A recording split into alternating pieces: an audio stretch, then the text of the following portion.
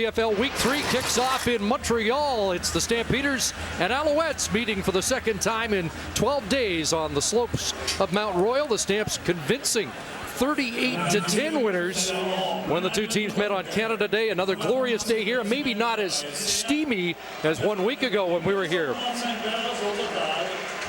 There's Mark Trestman looking for win number 50 as a head coach. And he wants to see continued improvement coming off that win over Winnipeg last week. Trestman knows that his starting quarterback, Anthony Calvillo, will go. He has an injured left shoulder. He's adjusted his throwing motion for this game. The question is, he will start. Will he finish? If he doesn't, he'll hand it over to Adrian McPherson, who is 2-2 as a starter for the Alouettes. And McPherson took all the first team reps in the first workday of the week. There's John Hufnagel. The Stampeders lost 39-36 in Toronto. They prepared for this game in Kingston this week. The Stamps have won 3 straight against Montreal and 4 of their last 5. And as you know, John Hufnagel has Kevin Glenn at the controls in this game after the injury to Drew Tate in Toronto. Tate expected to be out 4 to 6 weeks with the dislocated left shoulder. Montreal Alouettes will start with the football, and they got off to a great start last week against the Winnipeg Blue Bombers, a game where they came roaring back. A big win for the Montreal Alouettes at home. And we'll be paying attention to the returns after 4 return touchdowns last week. Alouettes did not have one of them and did not have a return touchdown all of last year. Hoping for better things from Noel Devine and Trent Guy. So Rene Paredes to kick it off. We're underway here at Port Percival Olsen. And it is Noel Devine from his 10. Tripped up across the 25-yard line as Malik Jackson was down quickly. Anthony Calvillo will have Brandon Whitaker in the backfield. He set the tone last week against the Winnipeg Blue Bombers. 98 yards rushing on the evening for Whitaker. There's the receiving corps. Jamel Richardson is a little banged up. We'll be watching him. He left early during a couple of the practices this week. An offensive line that has allowed just 1 sack in 72 passing plays in 2 games. Our starting lineups are brought to you by Rona, proud sponsor of the Canadian Football League. And it's 8 teams. First play of the game, Calvillo with the completion. And there's Jamel Richardson, who we talked to yesterday. John Liu discussing his practice week. And Richardson very anxious to get it going. Good start for him, little inside route, and we're all watching this guy too in his throwing motion, which he has adjusted. That lead on arm is going to be close to his body, something that's he's had to alter and change through the work week. Didn't seem to affect him on that throw. He was real accurate. 8-yard completion. It will be 2nd and 2. Last week against Winnipeg, the Owls open with a 15-play, 92-yard touchdown drive. Whitaker inside, and not a whole lot there. And he may be short. Corey Mace at defensive tackle in the hole. Well, the Calgary defense in 2 weeks have done a nice job against the run. They rank 3rd coming in. They'll have 1 change. Chris McCoy is out, and Kenny Petway will play on the D line. 1 change in the linebacking core. Demetrius Morley out. Chris Randall will play there. And we're watching Brandon Smith. A question mark as to whether or not he was going to play tonight. He's a little banged up last week. 3rd and 1. The Owls will punt, and there is Larry Taylor coming off the best return game in the history of the Canadian Football League last week. Rush was on, but a good kick by White, and Taylor driven back inside his 20. And he is surrounded. Alouettes putting a priority on being better on the teams. Good kick, 55 yards, a 5-yard return as Patrick Lavoie was downfield in a hurry. And out comes the Calgary offense. And Kevin Glenn will be at the controls. Drew Tate, as you mentioned, Chris, off the top, out for 4 to 6 weeks. It'll be Kevin Glenn's team for the near future, probably till we get to Labor Day. Guy who's thrown for over 5,000 yards a couple of times and played a pretty good game the last time he faced Montreal. First play for Glenn, an overthrow. Looking in the flat for Johnny Forzani. Billy Parker defensively there for the Alouettes. Here's the offense that Kevin Glenn will work with. Of course, John Cornish is in the backfield. All the attention on Glenn, and can he take the reins of this team? Nick Lewis is off to a great start. 19 catches and 200 yards in 2 games. There's offensive line's been a bit of a work in progress with guys being subbed in and out due to injury. Stanley Bryant not in the lineup for Calgary. Jabari Arthur takes Chris Bauman's spot at receiver, and Glenn calls a 2nd and 10 play. And flags fly, and is that a time count? Looked to me like John Gott, who's back in the game at center, had turned around to Kevin Glenn, and he started to... Calgary, number 62. 5-yard penalty, remains 2nd down. Started to wave his arm as if he was trying to get that cadence. He couldn't hear it or was having problems with that communication between the new quarterback and Glenn, who isn't quite as vocal as Drew Tate in the huddle. Even some discussion. Edwin Harrison called for the early movement. Even some discussion of Glenn being almost too quiet in the huddle last week as they get used to the new signal caller. 2nd and 15, and that pass into the dirt, incomplete. Rod Davis of the Owls, the closest man to it, intended for Marquay McDaniel. Physical start for the defense for the Montreal Alouettes. They were physical with the receivers for the Stamps, not giving Kevin Glenn really many opportunities, many open targets on that first couple of plays. So Montreal wanted to come out more aggressive defensively. Rob Neighbor to kick. And Trent Guy has this at his 46. And is brought down close to the 50. Good field position for the Alouettes when we come back. Teams trade 2 and outs to open this game. And offense, or a lack of it, was the story for the Alouettes in week 1 at McMahon. They started their 50. Short drop. And that pass behind the intended target, Brandon London. It was a struggle for Anthony Calvillo out in Calgary. That Calgary defense shut them down. Just take a look at the numbers in week 1 for the Alouettes offensively. Just 11 first downs, which is basically unheard of with an Anthony Calvillo-led football team. And the other stat that jumped out for me was that the Calgary Stampeders turned the ball over 4 times, but the Alouettes and Marcus Brady, their offensive coordinator, could not take advantage once. They got 0 points off turnovers. Shut out in the second half of that game. 2nd and 10. Here comes pressure, and they get to Calvillo, who has dropped back at the 41-yard line.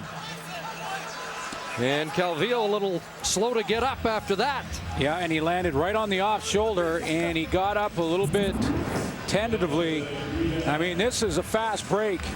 Juwan Simpson just bowls over Brandon Whitaker up the middle. I mean, that's where the pressure comes from, and Calvillo looks like he'll be okay, but I know Mark Trestman's watching his quarterback very closely. First sack favors that arm. Sorry, Chris. First sack of the season for Juwan Simpson. Just the 3rd sack of the year for Calgary, and that's off the side of Sean White's foot into the Calgary bench. And that's an illegal punt, but good field position for the Stampeders as they go back to work on offense.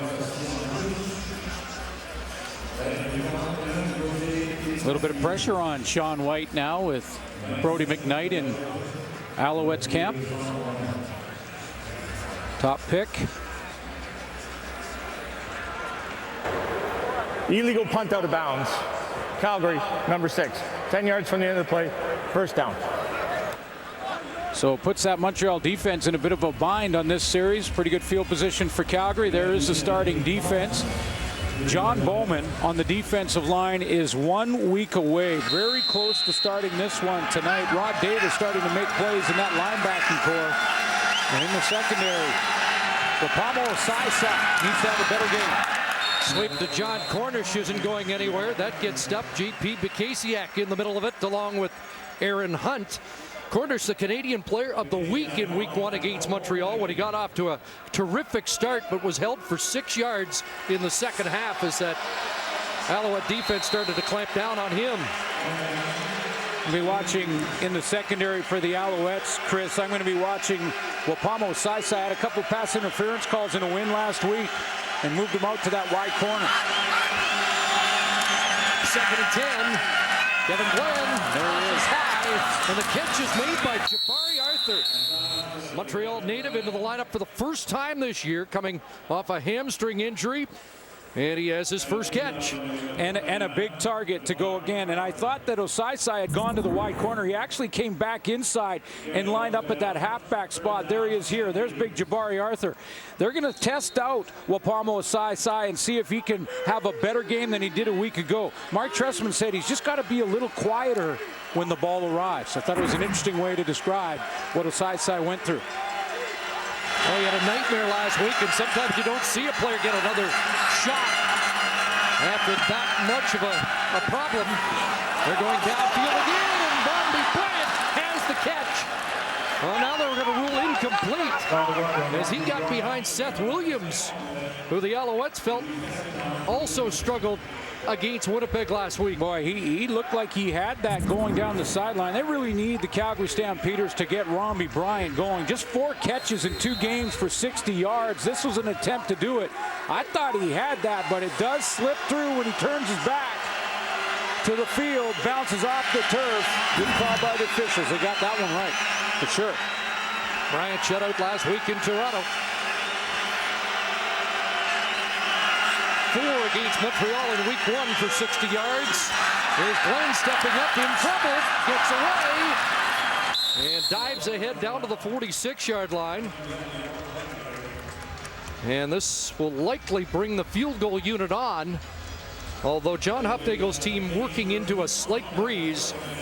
I don't know if it will, you know, Chris. I had a good conversation with Mark Trestman about this yesterday. With the returners, as you mentioned, these long field goals now become a real gamble. I mean, it's a very difficult decision for coaches when you're looking at 45 to 55-yard field goals. And I think the Calgary, they're going to punt the football here. Yes, they are. And I think that's a good reason, and another maybe the win, because you can see Trent Guy standing at the 10.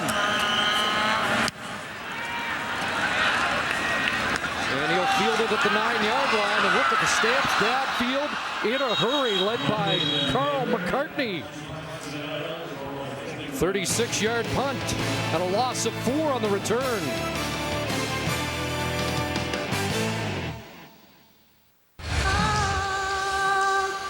God keep our land glorious.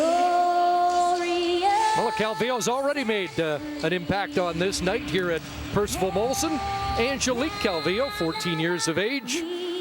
Anthony said he'd be in his pregame routine here and might not notice, but a little smile on his face. Now he goes to work offensively on a roll, and he'll pull it down and trot out at the Alouette bench. Good gain on first down as Calvillo gives the offense a little bit more breathing room in their own end of the field. Big voice by Angelique. She did a real nice job of the anthem. Anthony should be proud of her, and that's just Anthony Calvillo's second run in now 2 games in the beginning of this one this year.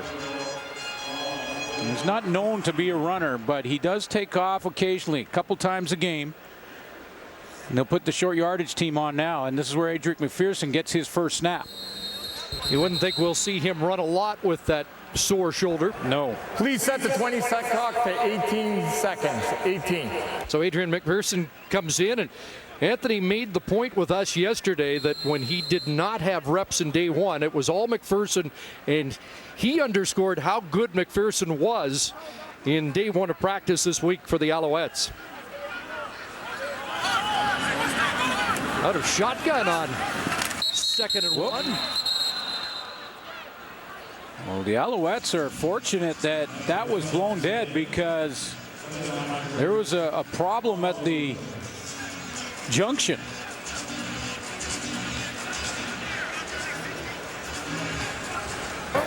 Procedure.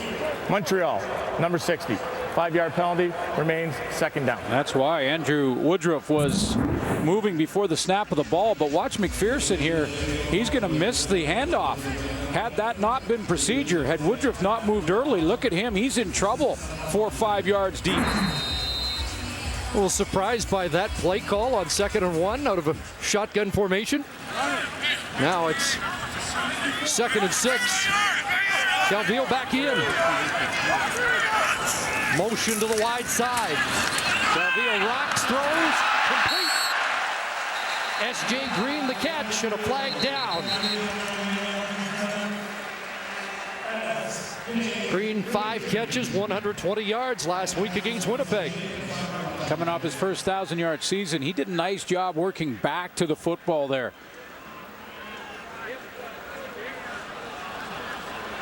And it's coming back.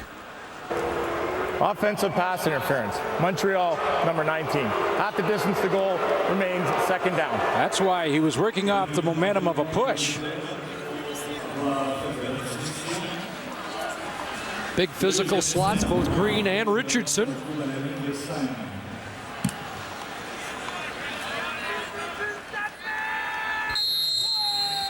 Push off, turn to the football, and because the ball was basically in the air on the push off, that's why the flag came out of there. That was on Chris Randall. Randall in at the Sam linebacker spot in place of the injured Demetris Morley back in Calgary after suffering a shoulder injury in the Argo game. A pump and go, looking deep downfield. Richardson can't bring it in against Keon Raymond.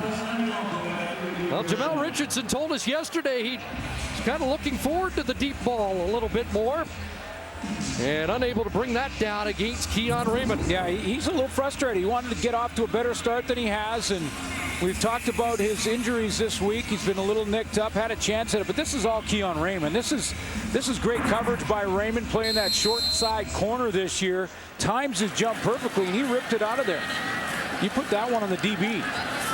So some pressure on Sean White here with Larry Taylor standing inside Montreal territory and White in the end zone. Alouettes still without a first down.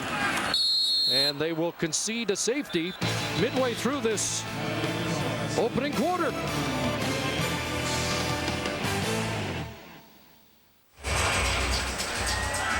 So the Stampeders have a 2-0 lead. There was an offside penalty against Calgary on that previous play, but Mark Trestman elected to decline the penalty. He was going to concede the safety regardless.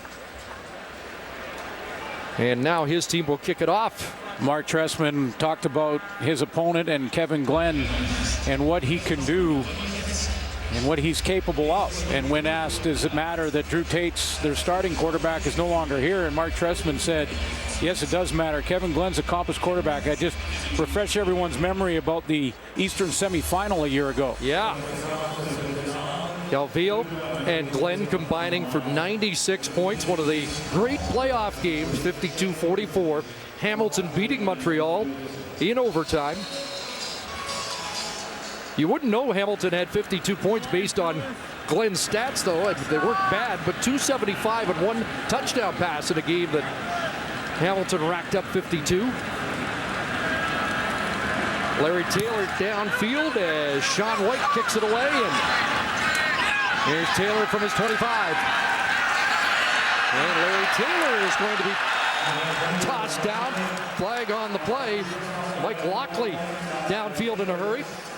I asked Mark Trestman after the big game from Larry Taylor in Toronto, are you going to kick away from him? He said, no, you know what? I believe you should have confidence in your team. I have confidence in my cover team. Now, believe me, we've made him aware of how dangerous he is, and we know him well because Larry Taylor was a former Montreal Alouette. Montreal, number 35, horse collar tackle. 15 yards from the end of the play, first down. So Lockley called on the horse collar, and you can see the Alouette bench disagrees with the call. But Mark Trestman will kick, as you saw on that last one. He will kick it tonight to Larry Taylor. Penalties an issue for Montreal last week, 160 yards in week 2. There's LaMarcus Coker breaking through, and a first down run for Coker spilled at the Alouette 47. I haven't seen a lot of him. Been on and off the roster.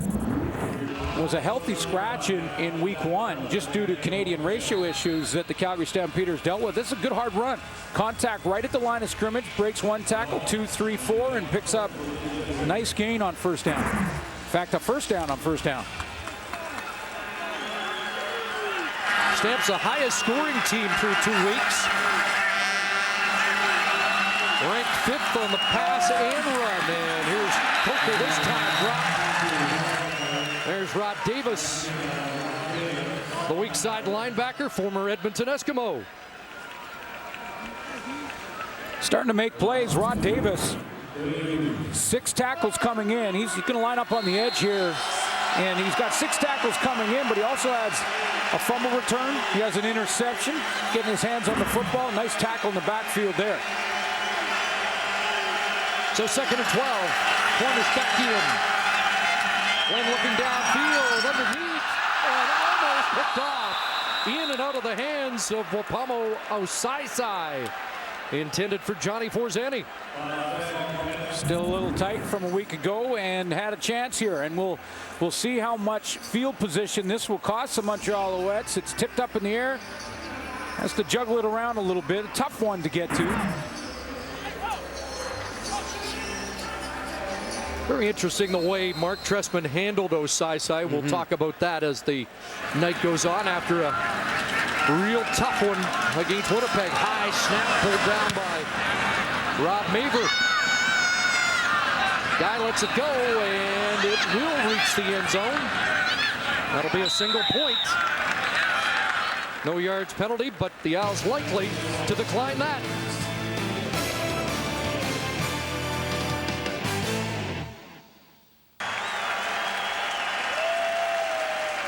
Well, there's the story so far, much like week 1. It's a different story last week for Marcus Brady's offense, racking up 551 yards. That was a week 2 high. An offense that registered 32 first downs, 445 yards passing. And about 12 minutes more of time of possession than they did in week 1 against Calgary. But this Calgary defense has a nice game plan again for Montreal. Again, 3 receivers in motion, double tight end formation.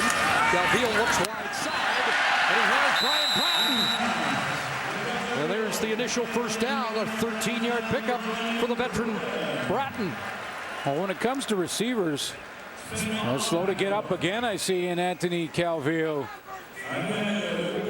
Let's take a look at the hit after the throw here for Calvillo. I'm not sure which number got him, but he lets it go here. That's on the right arm, but goes down against his own man and goes right to it. Excuse me, Suits, but that's Josh Burke, and Burke limped off after that, so they're going to have to make an adjustment on that offensive line, the top offensive lineman in 2011. All-Canadian Josh Burke getting attention. And as he was going off to and Keon Raymond's going to go get some repairs. As Josh Burke was going off, they told him to stay on the field of play, go down there so they can get the adjustments and the substitutions in, and maybe get Anthony Calvillo a little rest time for that off shoulder. So Ryan Bombin comes in on the offensive line, and Josh Burke heads to the Alouette locker room. Jamar Wall into the secondary for Calgary and tripped up in the backfield by Torrey Davis is Brandon Whitaker. Torrey Davis with 5 tackles in Toronto on Saturday. He shot the gap. That's supposed to be basically slide protection where the offensive line will slide to their left, and he's in that stand-up spot and shoots the gap, and they can't get there. It looked like communication issue up front. Whitaker held to 45 yards of offense in week 1 against Calgary. Dropped for a loss here, 2nd and long. And he's got another catch. Was a touch. He's up. Foot race. Brian Bratton to the cold touchdown. 68 yards for Bratton. And the Alouette offense finally has traction.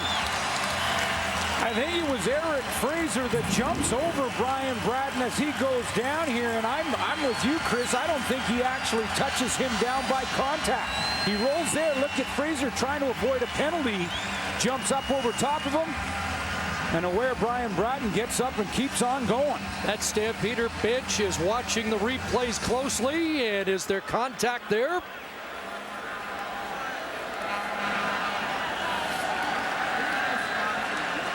Every scoring play is reviewed by the league this year, so they will have to review that anyway. There will have to be no challenge flag thrown here. So John Huffnagel awaits a decision on what might be a tough review. Is under review. Sometimes it's difficult to determine if contact is made or not. I'm wondering if that left foot made contact as Bratton was rolling through. There was no attempt to touch him down by contact.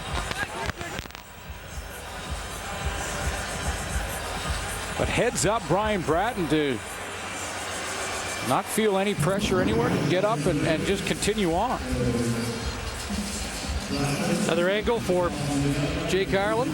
Now, in fairness to Eric Fraser, you know, if you go in head and shoulder first there aggressively, you probably get a penalty. Well, remember Shea Emery in week 1.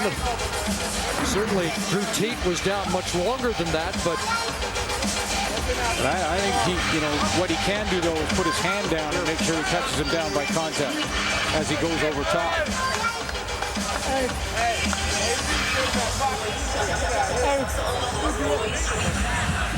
The ruling stands on the field. The touchdown has been scored. Yeah, I'm not sure that there was enough evidence to overturn it. Has to be conclusive. It wasn't. It's hard to imagine Fraser getting out of the way as adeptly as he did.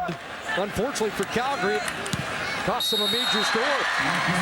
So Brian Bratton, a 68-yard touchdown, his second of the season, and both have come against the Calgary Stampeders. Had a 37-yarder in week 1. So that's 4-7. Well, the Tour de France continues tomorrow on TSN2 with stage 12 of the race. Be sure to follow on tsn.ca with a live race tracker with updates, interactive route maps, and more. It all gets underway at 6:30 a.m. Eastern and 3:30 a.m. Pacific. Now, you know Eric Fraser is very frustrated with that. He thought he touched him going over top, I'm sure. But it's important now for Fraser to not try and overcompensate and say, okay, next time I'm in that situation, I'm coming in hard, you know, helmet first, because then he will draw the penalty. But all he had to do to change things up there was just put his hands down. He thought he touched him down with his legs. 20th career touchdown for Brian Bratton. Eric Fraser had a touchdown last week. In fact, the Calgary safeties have scored majors in each of the first 2 weeks. Keenan McDougall in week 1 and Fraser against the Argos last Saturday. So the Owls have the lead. Larry Taylor has the football. And his first group return of the game. Taylor brought down by Kyrie Sebert up across the 35-yard line. Was that a game, or was that a game for Larry Taylor in Toronto? Best game as a returner in the league. Not the best all-purpose, not the best combined yards. That was Albert Johnson III, but one of those games you dream about. One of those games you dream about in Toronto, including a missed field goal return right here. 125 yards on that return. Also had a 64-yard punt return in the fourth quarter. He had a full game's worth in 1 quarter. Imagine being personally responsible for over 400 yards. I mean, just... And as Milton, the guys we're talking about in the pregame show, being part of a loss, just like Albert Johnson, when Johnson had his remarkable game, which included over 100 yards of receiving. So just in returns, Larry Taylor best of all time, which surprised me in that Gizmo had so many remarkable games. You're right. It's a good point. How about pinball? All purpose. Second and long with Kevin Glenn and open. And he overshoots Johnny Forzani. And Glenn has been off target so far in this opening quarter. Well, there's been a little pressure early, but there wasn't on that play. He had time, and maybe he was feeling some shadows because he rushed it a little bit, and you're right, just sailed on him over the head of Forzani. And I mentioned earlier that between Romby Bryan and Johnny Forzani, they've got to get those wide receivers involved in the offense somehow. Kevin Glenn was 81.8% last week in relief, but 1 for 6 to start this game. Guy at his 29 gets a block. Finds a crease, but a late flag will likely bring this back. As Guy, an 18-yard return after a 42-yard Rob Meaver punt. Is Trent Guy going to get in on the fun with these returners this year? Damon Washington in Winnipeg, Tim Brown in BC. We've talked about Larry Taylor. 4 returns for touchdowns after 2 weeks. There were 8 total last year. That was a nice one by Trent Guy. It's going to come back by penalty, but a good return. During the return, illegal block, Montreal, number 21. 10-yard penalty from the spot of foul. First down. That's Osai. Yeah, you've got to be careful. And here he is. It's going to be right in the middle of your screen. And if you're that close and you see the name tag, you've got to let up. Duron Mayo hit from behind on the play. Osai with the 3 pass interference penalties a week ago. Whoa, to Whitaker back inside where that play would have been disrupted. Josh Burke has come out of the locker room trying to work out that injury, lower body injury. In the meantime, Ryan Bombin was the only player that was available to Anthony Calvillo to throw the ball, and you can't throw it to your tackle. That's why Calvillo threw it in the ground there. He does come in double tight end formations and caught 3 last year. As a tight end maybe, but not as a tackle. Ineligible in this play. 2nd and 10. Calvillo under pressure again, and he is dropped. Carl McCartney gets there. And Calvillo is still down, so he has been punished in this opening quarter. Yeah, and I wonder, Chris, I mean, he is not moving that off arm. He gets up carefully every time. He doesn't want to put that down on the ground. He can barely move it. I mean, this collapses around him. A healthy Calvillo can't avoid this one. This is great Calgary defense, but that's, again, landing on that off shoulder with a man on top of you.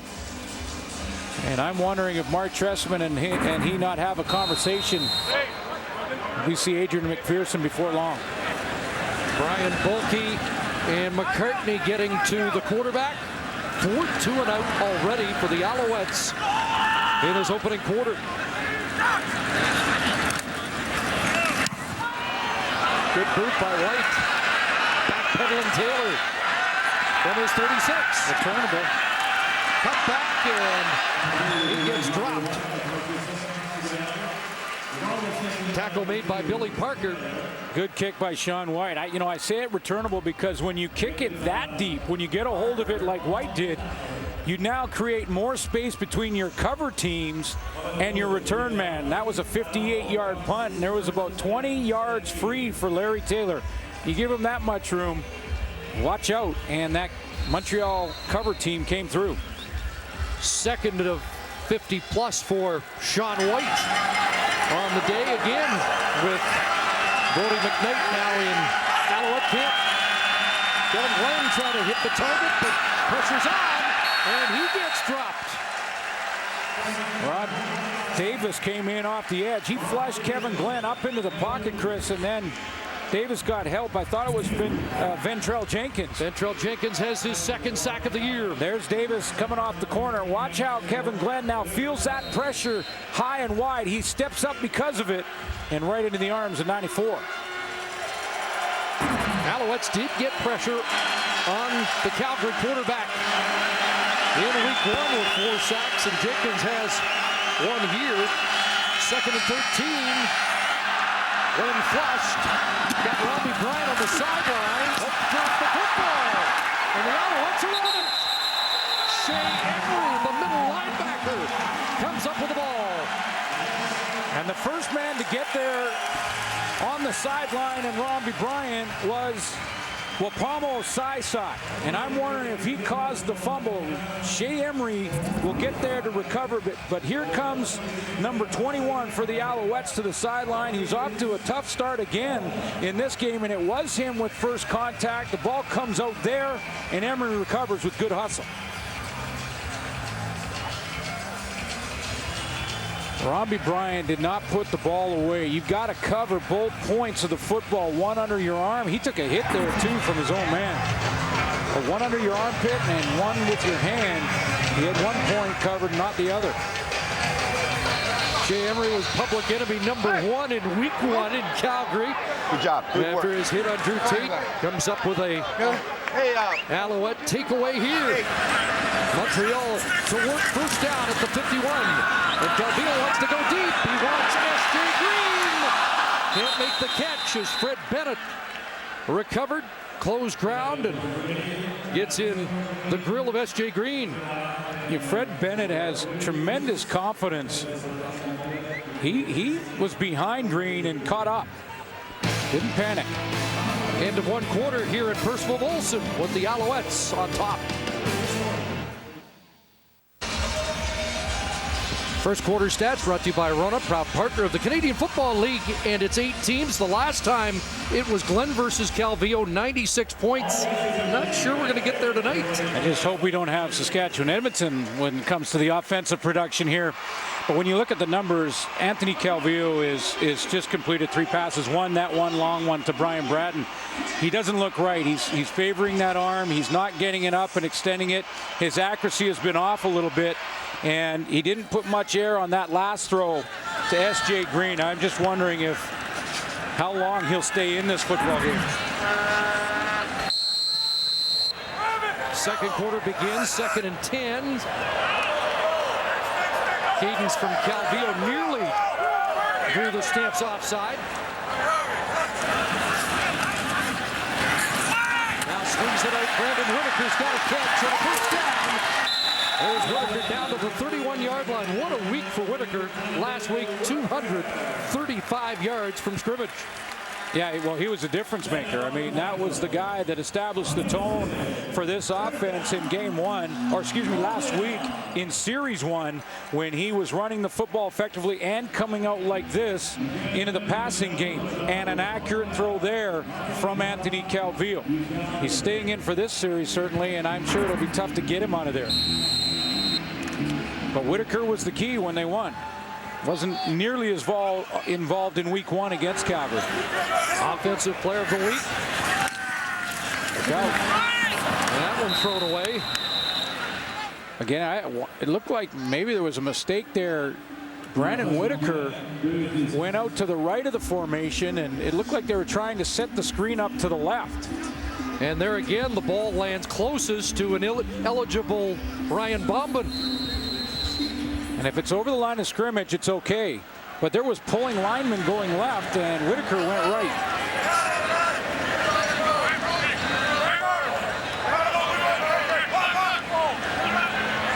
Second and 10. Whitaker stays in. Calvillo over the middle, and that's off the fingertips of a defender. But Chris Randall intended for Brandon London. I'm not sure if it was Randall or if it was Petway that dropped. Yeah, that dropped from his defensive line, and it difference between 36 and 33, and I think he did. I think you're right. I think he did confuse Anthony Calvillo here. Defensive lineman in the stand-up position, took a step up the field, dropped back, and right to his hands. Remember last year, Charleston Hughes dropped back at least 35 times in the Calgary defense from his defensive end. Right with a 39-yard field goal as the Alouettes up their lead.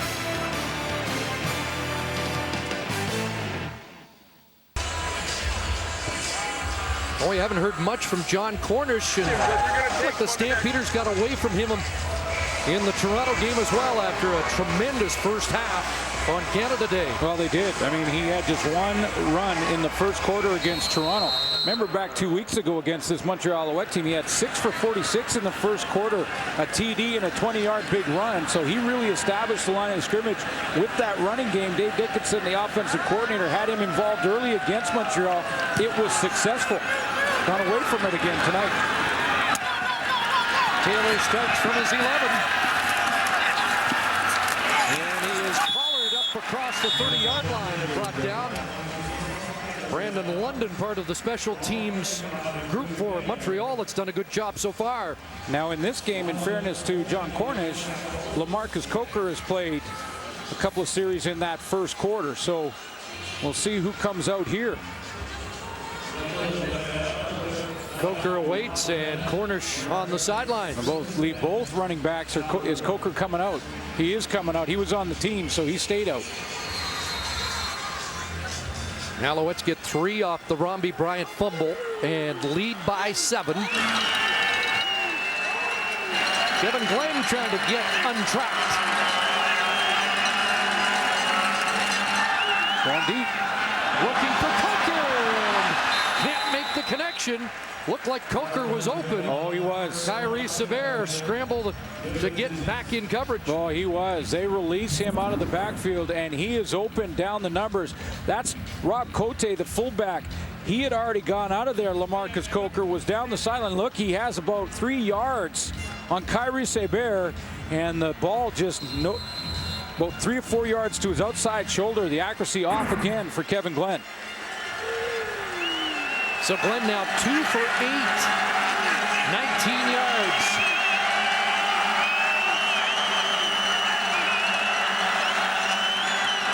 Draw play, Coker, and he is cut down across the 35-yard line and will be short of the first down. Now, you remember when we showed you that play earlier on that was down the sideline where Keon Raymond made a nice play on Jamel Richardson? That was a coverage play where the DB makes a play. That last one, LaMarcus Coker had 3 or 4 steps on Kyrie Seber, and ball's on the money. That's a touchdown for Calgary. That's just a missed throw. So neither of the veterans have been particularly sharp so far tonight. Calvillo or Glenn. Rob Maver.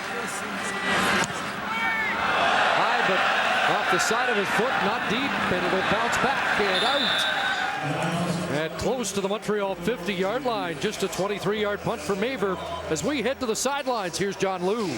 Well, guys, the Alouettes offensive line dodged a bit of a bullet when Josh Burke seemed to injure his ankle, one of his ankles. He was working it on the sidelines. He said it was sore, but he was in for the last series and is returning to the field for the next one. But if job one for an offensive line is to keep its quarterback clean, there was certainly heightened awareness and sensitivity amongst the offensive linemen for this game, knowing that their franchise player Anthony Calvillo was nursing that sore shoulder, and so far tonight 2 sacks, which is 1 more than they had given up in the last 2 games combined.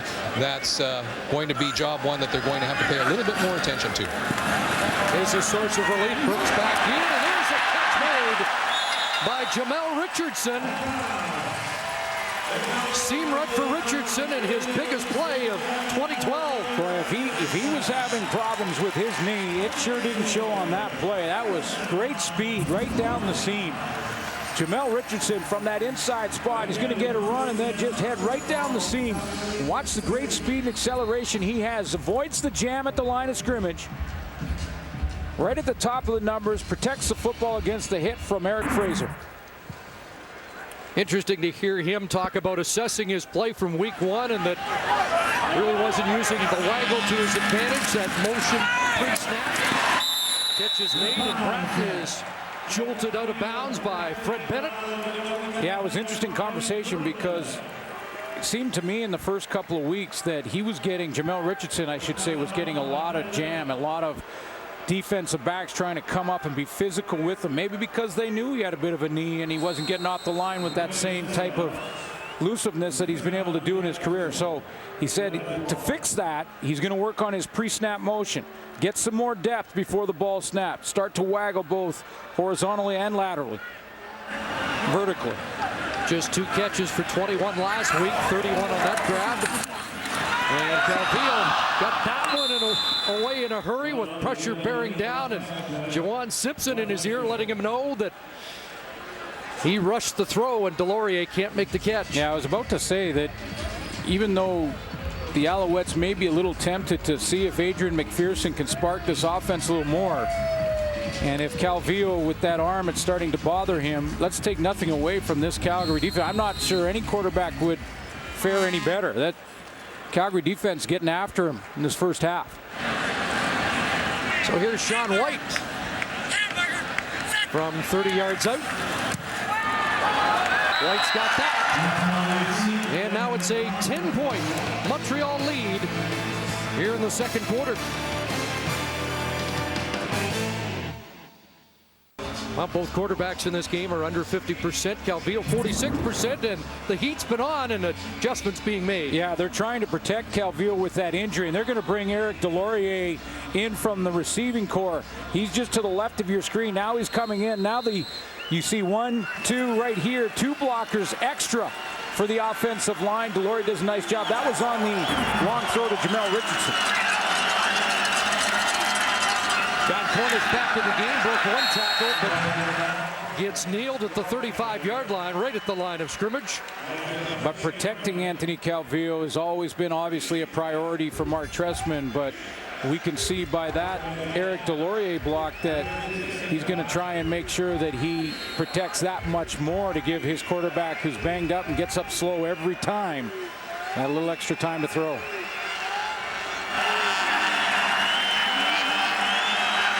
Shea Emery with the tackle on corner, setting up 2nd and 10.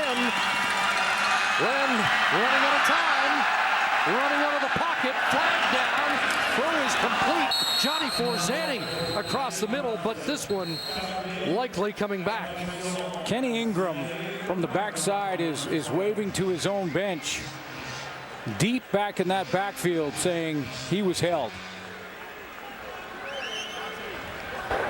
Holding, Calgary, number 62. 10-yard penalty, remains 2nd down. It's Edwin Harrison. Well, the time of play takes that long to develop. That puts those offensive linemen in a real bind. Can't really even blame Edwin Harrison for that. Ball should be out of there 2, 3, 4 seconds. If it gets up to 5 or 6 or 7, those offensive linemen will grab on. So it's 2nd and 20. And underneath, Marquay McDaniel, and there's Emery with another stop. Shea Emery's been busy in his first half. And good flow to the football a couple of times now. That's the key to the middle linebacker position. Just get yourself to the football no matter where it is or who has it. And when you get there in a bad mood.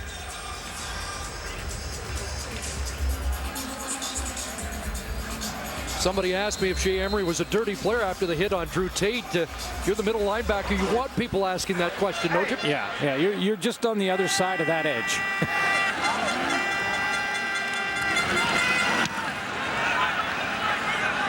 Better kick by Maver. Guy bubbles back. And he'll get tossed down. Tackle made on the play by Duron Mayo. And a loss of 5 on that return of a 49-yard punt. Sigourney Weaver stars in the highly anticipated 6-part miniseries Political Animals. So look into the lives of a family that happens to call the White House home. Political Animals starts Sunday at 9 Eastern, 6 Pacific, only on Bravo. Good pressure up front from this Calgary defense in this first half. Even though the Alouettes have the lead, they've been getting pressure on Anthony Calvillo. A way to combat that is to go back to a little more Brandon Whitaker on first down for the Al's offense.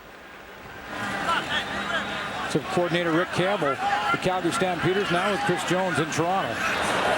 Bunch formation wide side, and Whitaker the other way across the 30. And a gain of 5 for Brandon Whitaker. That slows the pass rush down now a little bit. That's 5-yard run on first down. Puts Calvillo in a good situation on second. But most importantly, maybe right now, it takes the eyes and the focus of that D line for Calgary and puts it maybe on something other than 13. Calgary defense has done a good job against Whitaker. Last 3 starts, he's been held to under 100 yards per game from scrimmage. 2nd and 5. Simpson blitzing. Richardson the catch. 2nd down conversion.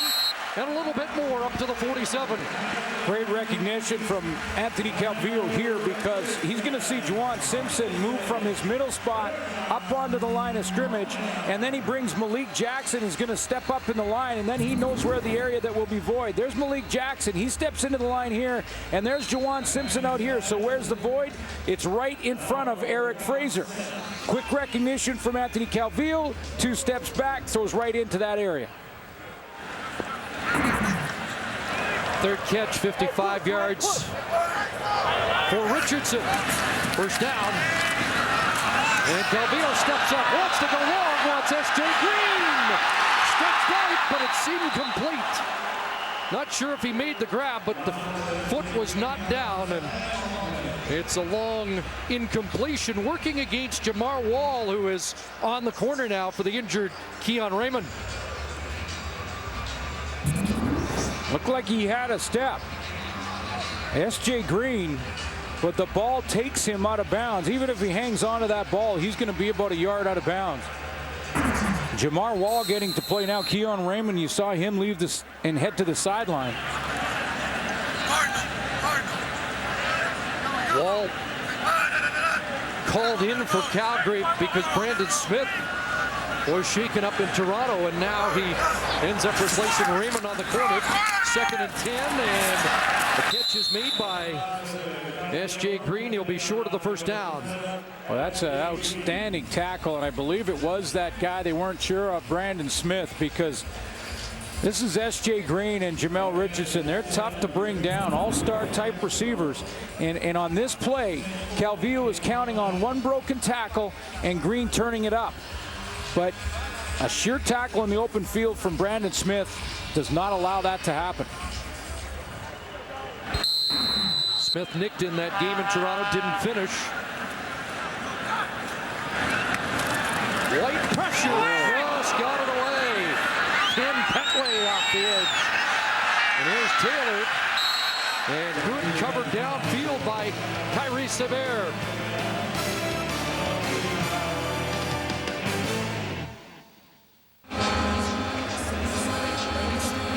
Kenny Petway is behind the kicker.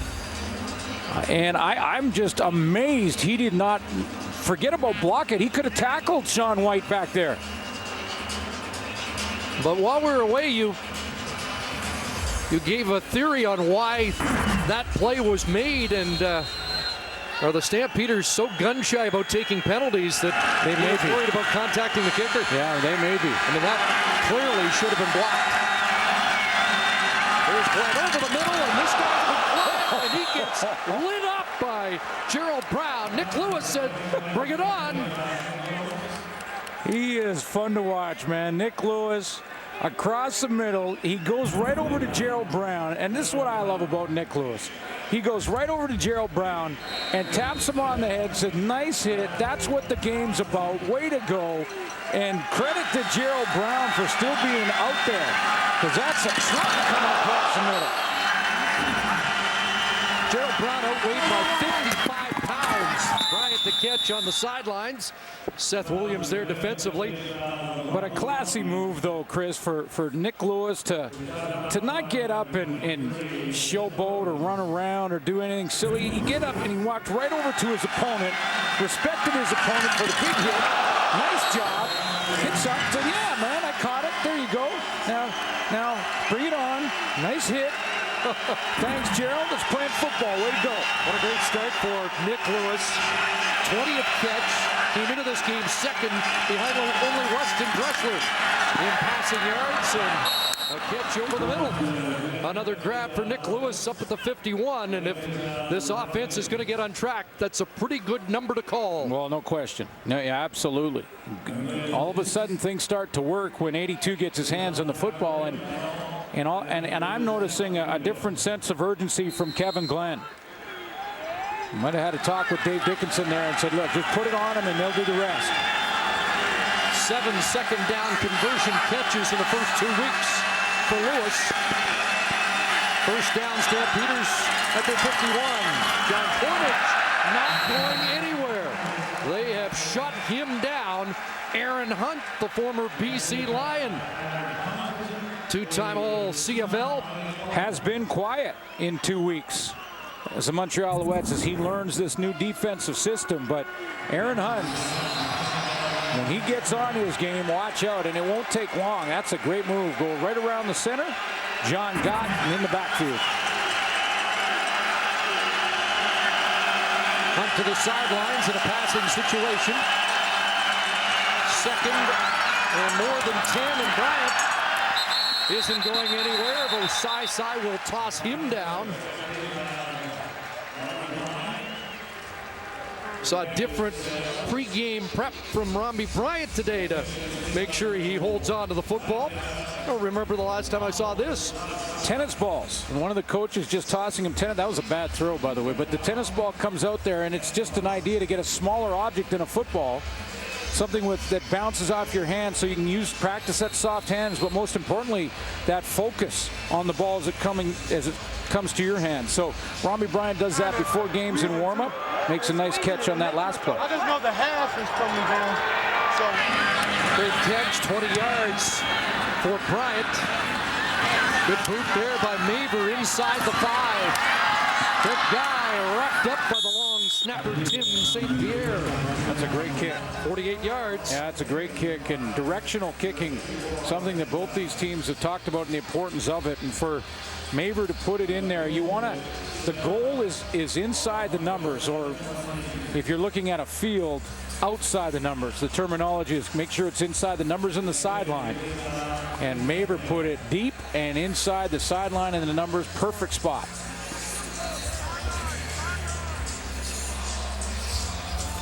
So the Alouettes are backed up. They'll start at their 12 with under 4 minutes left in this first half. Two high-powered teams, but the defenses have dictated play here in the opening half tonight. Yeah, they really have. It seems like Calgary should have a better faith with the way they're playing defense right now. Whitaker not going anywhere. He's wrestled down, and there's Torrey Davis, who is becoming an impact player at defensive tackle for the Stamps. You think about it, in that first quarter, Brian Bratton's touchdown, that was a weird one. Eric Fraser jumped over him. That's 7 points. Other than that, this Calgary defense has been rock solid. Probably shouldn't be down by 10. Interesting that Anthony Calvillo suggested they had a pretty good scouting report on this defense after watching the Argos on Saturday. He feels the Argo offense under Scott Milanovich very similar. Flag down over the middle. Richardson another catch, cut down by the safety. And let's see what the flag's all about. Richardson unaware that a marker down back at the line of scrimmage.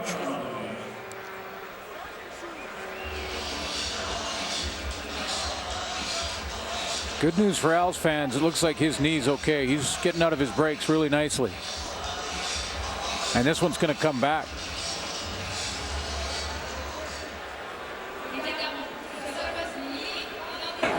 Offside, Montreal, number 19. 5-yard penalty, half distance to goal, second down. His partner in crime, S.J. Green. That's costly. Negates that first down play as we've hit the 3-minute warning here in Montreal.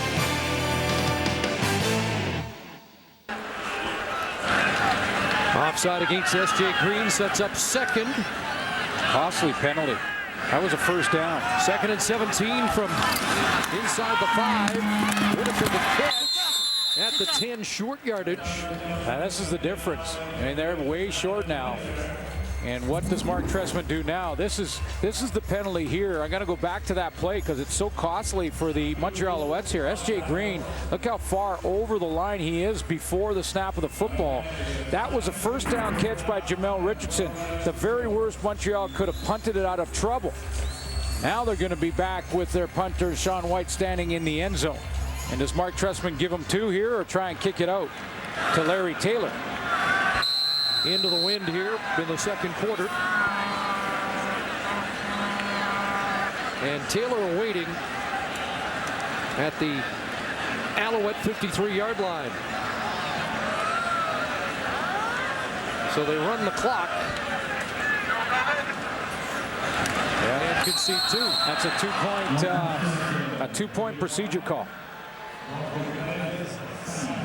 I don't think there's any choice. I mean, that's Larry Taylor back there. I think Mark Trestman has to do that into the wind.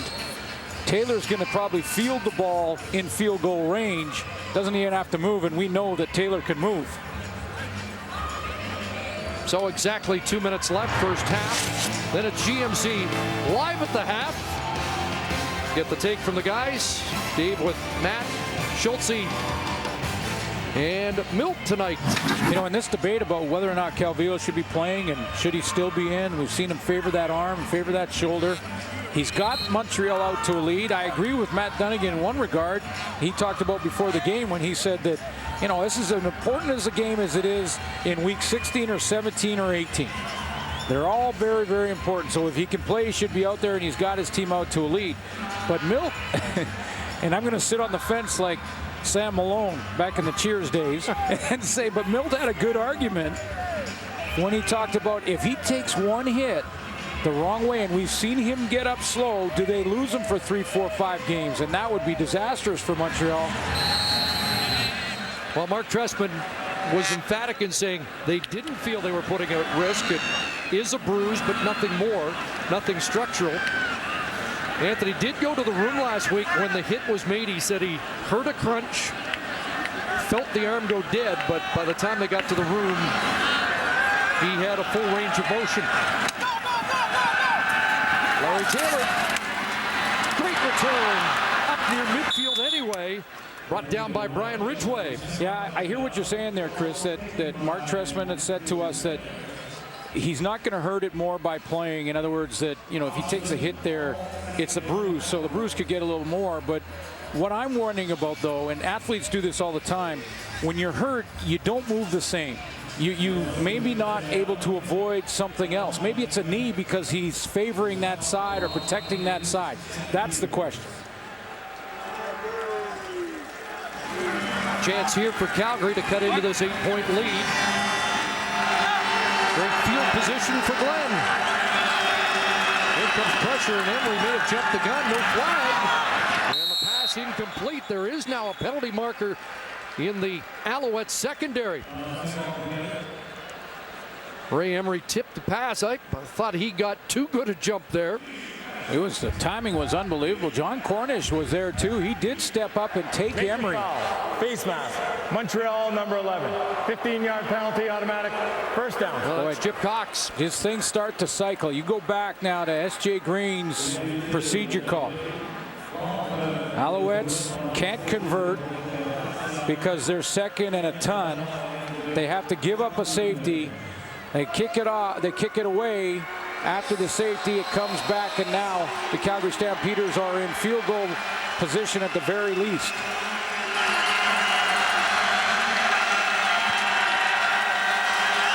First down. Alouette 41. Cornish up the middle, and more flags.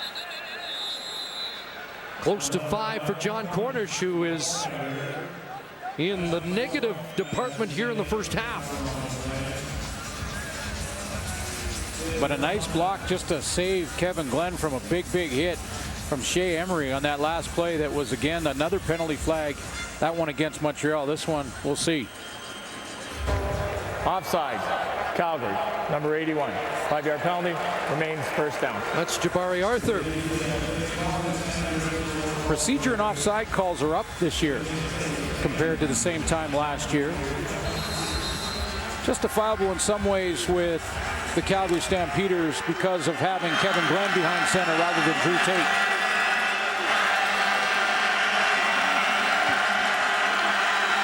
So second and 15. There's Taylor on the fly sweep, and it was well defended. Rod Davis in the area, and Shea Emery again. Boy, he's having a first half.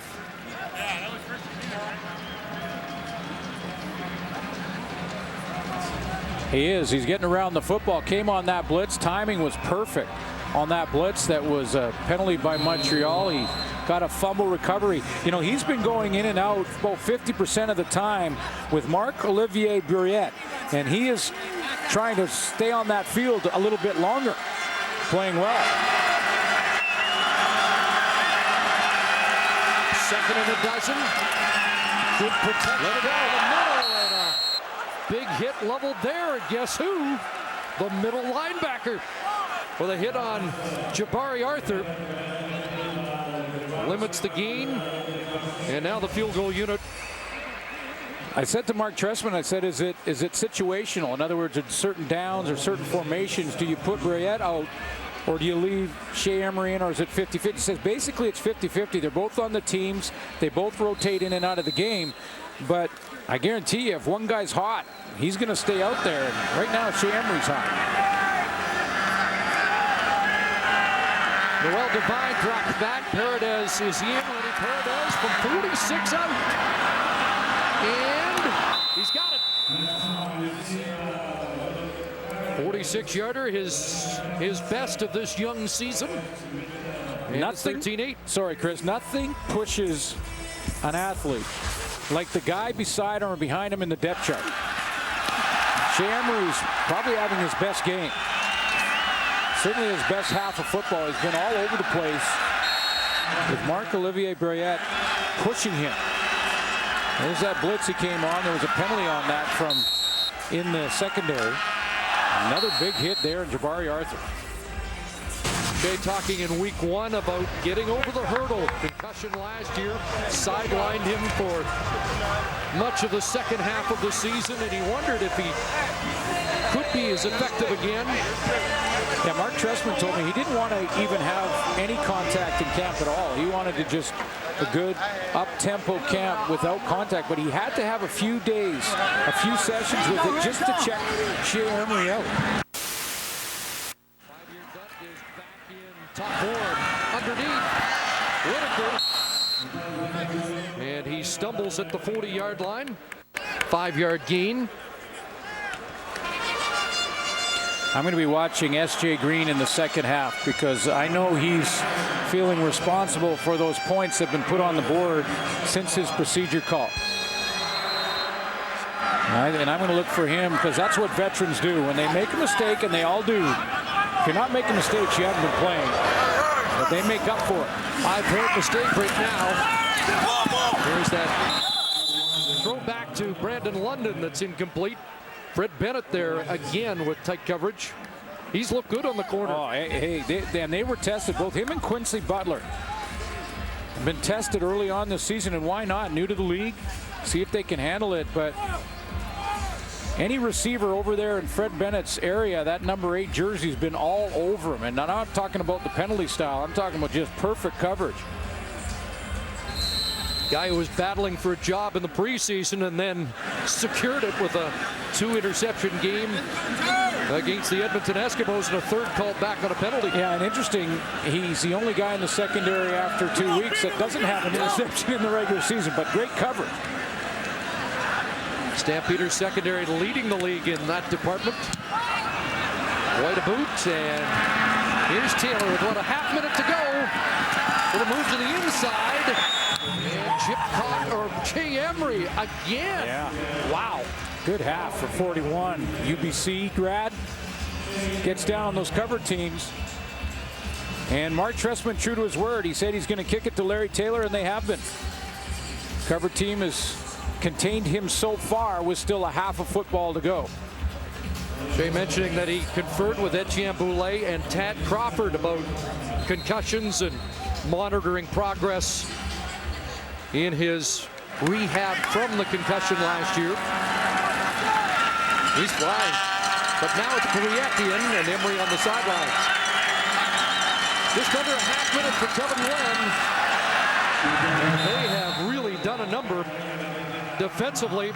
Aaron Hunt on the running game of Calgary in this first half. LaMarcus Coker dropped behind the line of scrimmage.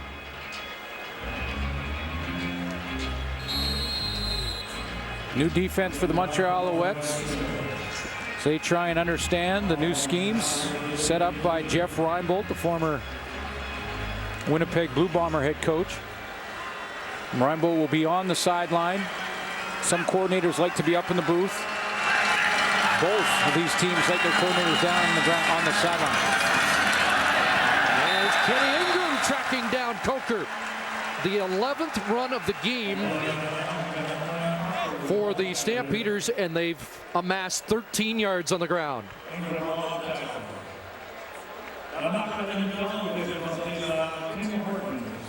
So a 2 and out in the dying seconds.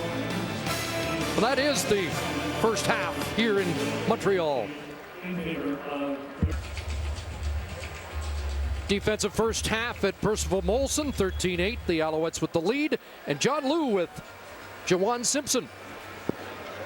Well, Jawan, knowing what Anthony Calvillo is playing through, are you getting the pressure that you were hoping to against him? Well, we're getting pressure on him, but, you know, he's a veteran quarterback. He's still getting the ball off.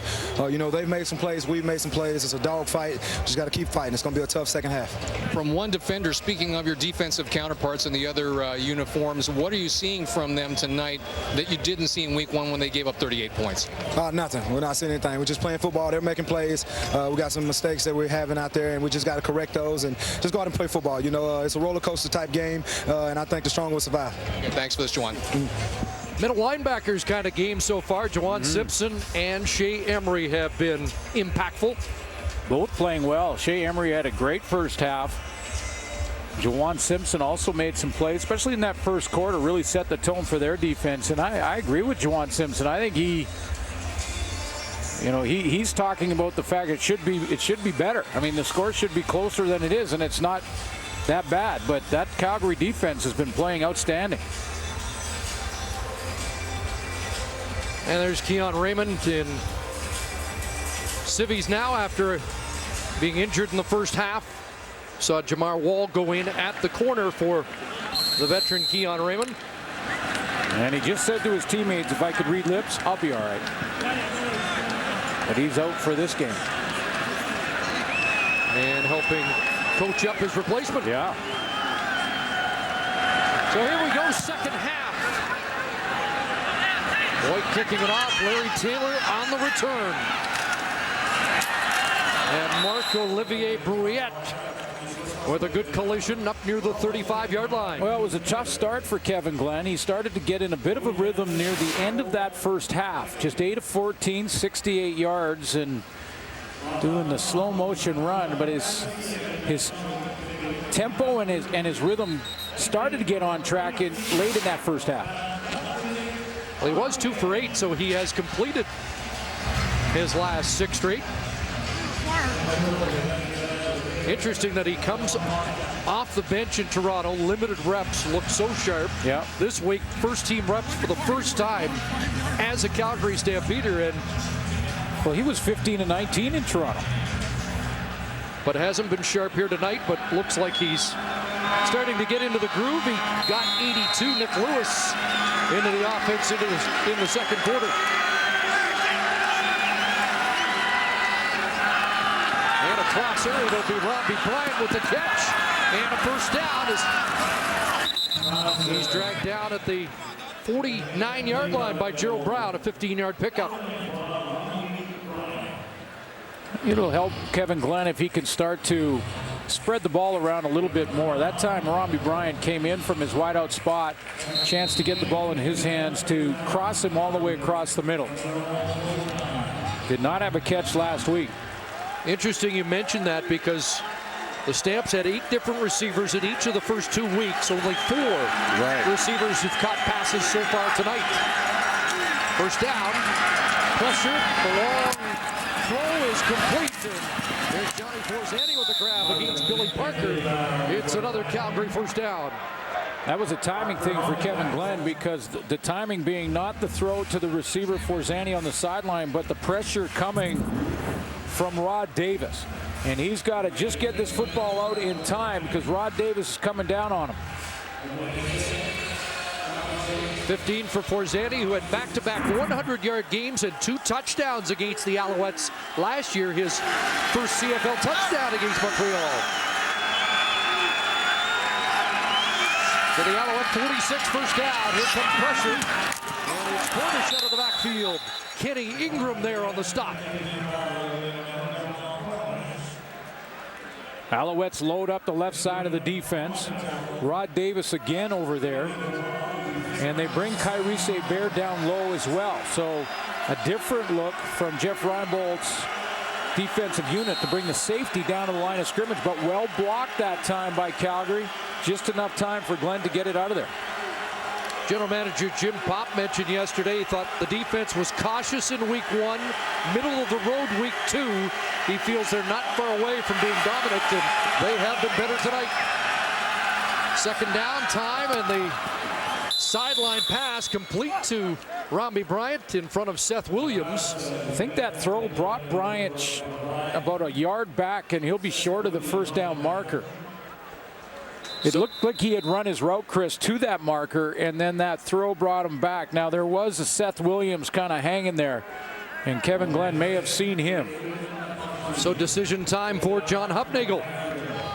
Paredes coming onto the field, but I think they're going to get a measurement and a better sense of what is left here. Jabari Arthur also shaken up, and it might give John Hufnagel a chance to rethink this. 3rd and a yard. John Cornish was waving to the sideline, trying to say that it was only a few inches. I know he would like to go ahead and try and get this, but it's been that kind of a defensive game. You know, a real close, lower scoring defensive struggle with a quarterback that's starting to get a little rhythm in Kevin Glenn, but not your starter. Arthur's been hobbled with a hamstring problem throughout training camp, missed the first 2, and you wonder if that's the problem as he gets help to the sidelines. Oh, it must be tough for him, man. Last couple years, he's just had these injuries and nagging, and he can't get out of the ice tub, it seems, for Jabari Arthur. Just potential just through the roof with a big man like that, and great speed, good hands, and he just can't get out of the ice tub. Well, the field goal unit comes on. 5-point game, and John Hufnagel not in a gambling mood at this stage. This is one of those long field goals that are risky as well. Bo Levi Mitchell's the holder. Tim St. Pierre is the long snapper from 44. Could there be something on here? Yes, there is. Yes, sir. And now Paredes lines up as a wideout. Mitchell under center. And he'll roll that way, and he finds room. Well, you know, wow. I thought it was 3rd and less than a yard. I was a little surprised, but John Hufnagel had the poker face all along. Well, I could tell by the way it was taking time to set this up that Bo Mitchell was looking at what he wanted to do, make sure no one jumped offside. But how gutsy and confident is Bo Levi Mitchell to take this when he needs to, like 3/4 of a yard, and go laterally by 3 yards before he heads upfield. Ends up with 9, back into the game, Glenn. And that play completely disrupted. Looked like they were trying the reverse. And that option taken away. Rod Davis, Ventrell Jenkins were waiting in the backfield. Calgary has said that Bo Levi Mitchell just oozes confidence. Just absolutely oozes confidence. It takes big ones to do this on short yardage. I'm telling you. Come across the line of scrimmage like any penetration, and he's held short. Montreal takes over on downs right there. He went 4 or 5 yards laterally. Ended up with 9. Wow. 2nd and 10 from the 27. Glenn can't find anybody. Now on a roll. Directs traffic. Here comes Jenkins. And he'll throw it away. And Jenkins, the late hit. And that's a tough penalty against the Alouettes that's going to extend this drive. And Kevin Glenn was slow to get up. In fact, his teammate there, John Gott, waved to the bench. Looks like he'll be okay. He's trying to shake it off. Horse collar tackle. Montreal, number 94. 15-yard penalty, first down. They call horse collar on Jenkins. Well, let's take a look. Yeah, no question. I mean, just because he didn't get pulled way back, he grabbed the back of the shoulder pads from behind, even if the ball was gone. Mentioned the impact of penalties last week, and Mark Trestman yesterday said you take a major penalty on defense, 80% of the time it results in a touchdown against you. Yep. There's a drive extender. 1st and 10 at the 12. Crowd doesn't like that call, not surprisingly. But his horse calling late hit. It's going to be 15 one way or the other. And now the Stampeders poised, threatening to take the lead. To the right side, it's John Cornish. And Cornish spins off contact to the 6. Gerald Brown turned John Cornish inside, or he scores. He had great speed trying to catch the corner here on this run. And Gerald Brown, I believe it was number 39, came flying up there, turned him inside to limit the gain to 7. Best run of the night for Cornish. And you know how I could tell it was Gerald Brown? Any guesses? The hair was flying out there. Just like when he hit Nick Lewis. 8th play of the drive, and they're going to call a timeout. Timeout, Calgary. And Glenn will head to the sidelines for a word with Dave Dickinson and John Hufnagel.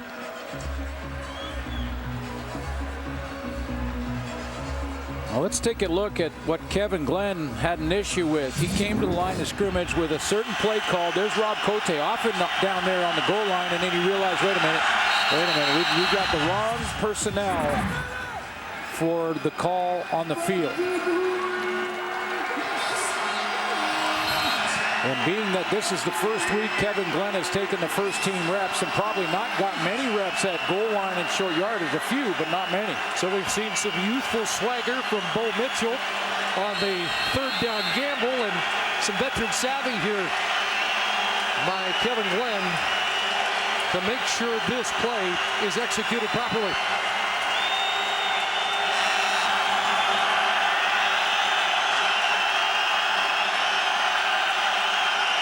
Second and 3, flag down into the corner, and it's a completion to Rob Cote. Would be a first down at the 1, but we await the flag.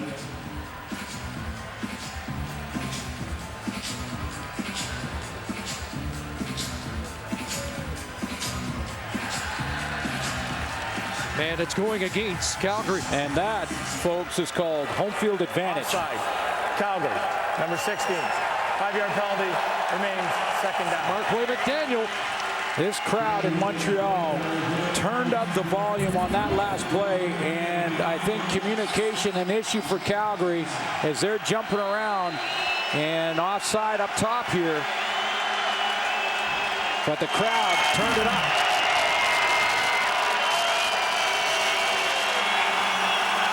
Amped up again. 2nd and 7.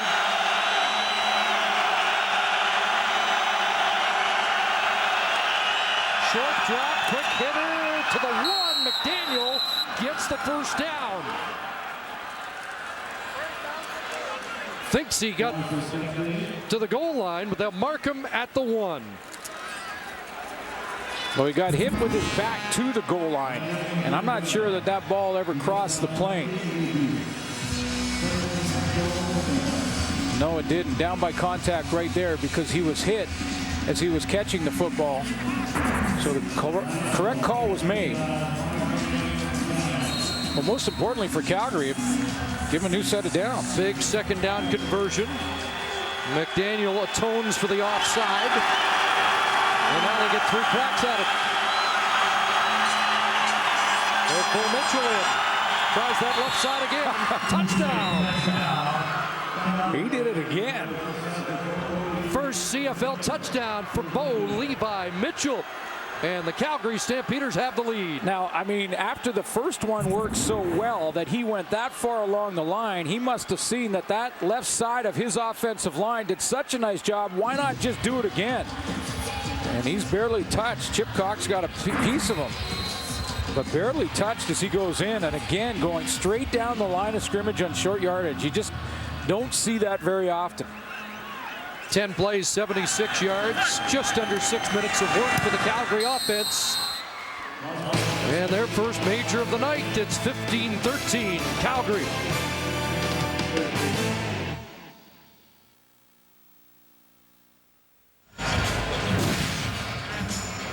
Bo Levi Mitchell, his first CFL touchdown. You'd think he'd save the ball. Well, he fires it up onto the roof of the hospital here. And now our cameraman, John Brooksy's got it and doesn't really know what he should do with it. Would you like it back, or can I give it to the... we'll get it back to the rookie. Souvenirs on hold. They're all strapped in up on that roof.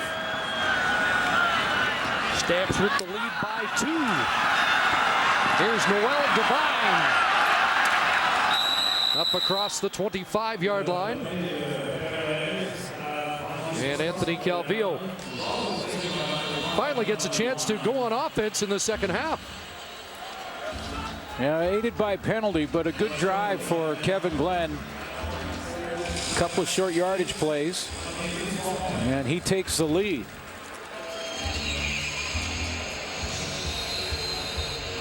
Interesting to hear Matt Dunnigan talk about how the way that Anthony Calvillo has had to adjust his throwing motion is actually possibly, if it's even possible, added velocity to his throws.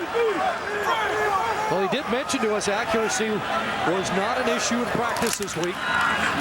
Slings that to his buddy Brian Bratton, and a catch is made in front of Fred Bennett across the 30-yard line.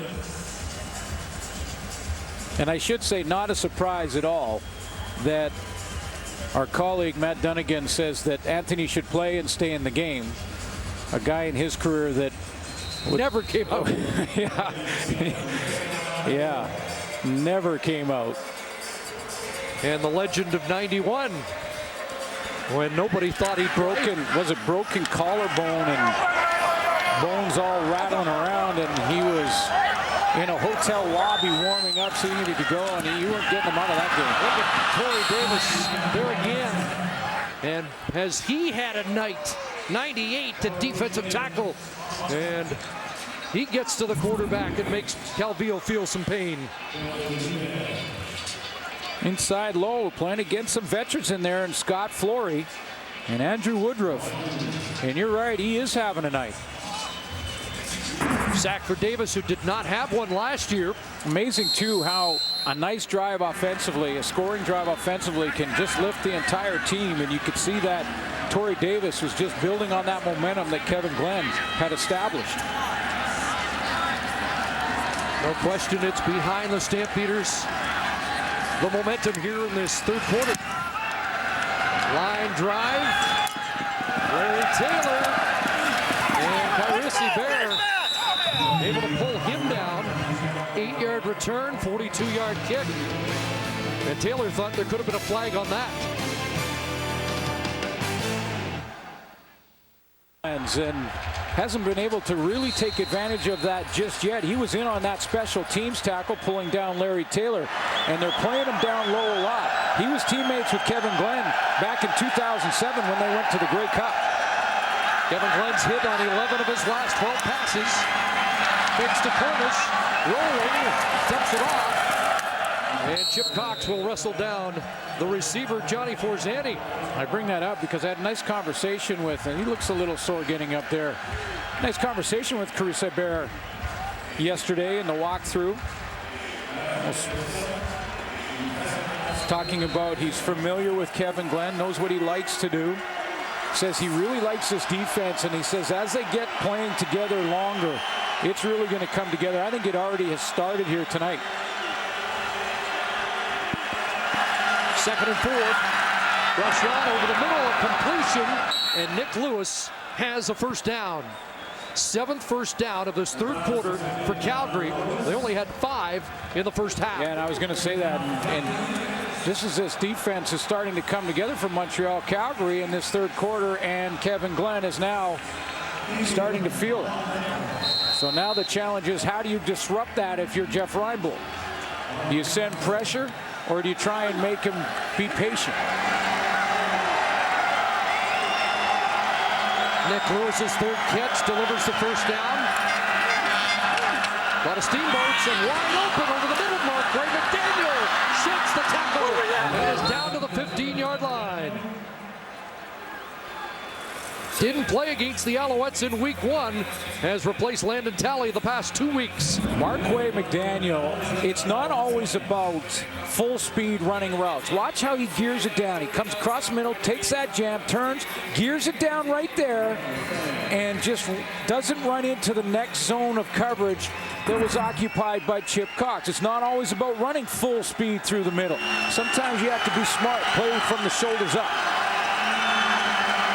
30-yard pickup, another Calgary first down.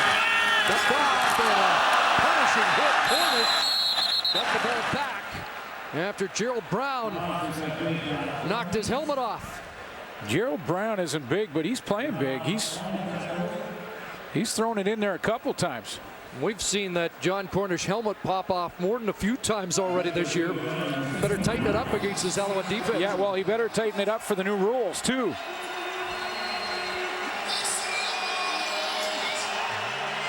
If he was able to keep his feet, he would not have been able to advance the football with his helmet off. And that was a catch. That ball never hit the ground, so turned out to be a circus catch by John Cornish.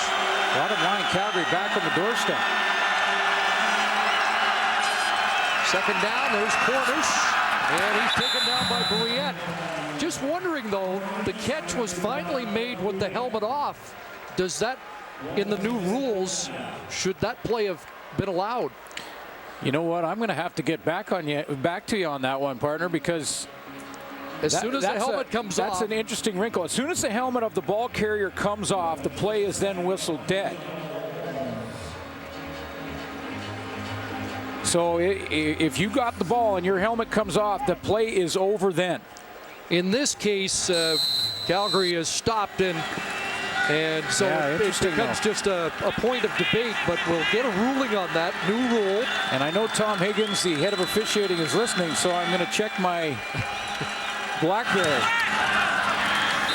And Rennie Paredes hits the short field goal. Oh, well, may get a ruling when we come back.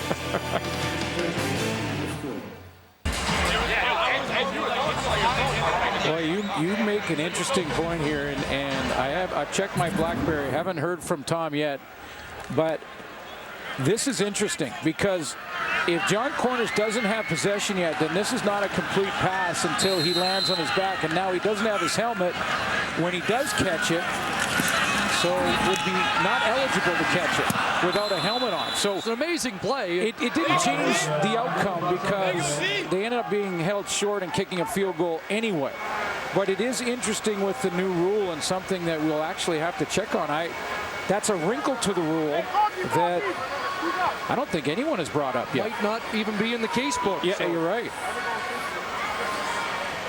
John Simpson, Malik Jackson go to the sidelines as the pass defense comes on for Calgary as Calvillo looks at 2nd and 10. They've lost the momentum in this game and lost the lead. Calvillo comes down out of the reach of S.J. Green, incomplete. And another 2 and out for a sputtering Montreal offense in this third quarter. Luc Brodeur-Jourdain, the center for the Montreal Alouettes. This snap is low, and normally for a healthy quarterback, not a big deal. Pull it up off your knee. But for a guy who's got a really bad left shoulder, there had to be pain running through that shoulder on that, where Calvillo has to go down and grab it like that low, and then was off on the throw. 7th 2 and out of the night for the Alouettes, who had 7 on Canada Day in the season opener at McMahon. Sean White to kick to Larry Taylor. Fields it and steps out. Nice kick. At the 33. 43-yard punt. Do it. One sack for Torrey Davis for Calgary, who's been huge in the middle, literally and figuratively. Lamarcus Coker running back, and he gets to the edge. Billy Parker, the corner, brings him down. Important series for the Montreal Alouettes here. They've lost a little of the momentum. It seems in this half that look like Lamarcus Coker is going to limp to the sideline. In this second half, that the field has tilted in Calgary's favor. So Mark Trestman needs a big stand right here on second and medium from his defense, led by Jeff Reinbold. Again, they're going to bring Carisse Bear down from the safety spot. 6 for Coker. Corners comes back in, 2nd and 4. Going in the middle. Corners helping with blocking, and Porzetti has it off his fingertips, incomplete. Billy Parker there defensively for Montreal. And this may be just that Kevin Glenn hasn't had as many reps with the #1 team, but with Carisse Bear here, occasionally he's been dropping back after the ball's been snapped, but he doesn't do it this time. He goes off in this direction, and look at the void.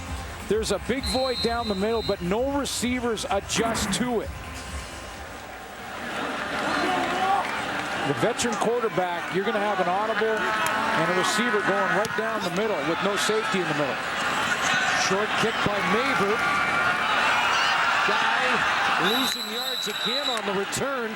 Carl McCartney is there. Loss of 5 after a 36-yard punt. This is how it works together. We talked about the importance of that defensively for Montreal in that series to get a 2-and-out. They did that. Mission accomplished. Now can Calvillo take that little spark of momentum and build on it with a few first downs here, try and tilt the field back the other way. Third game in the first 12 days for both these teams.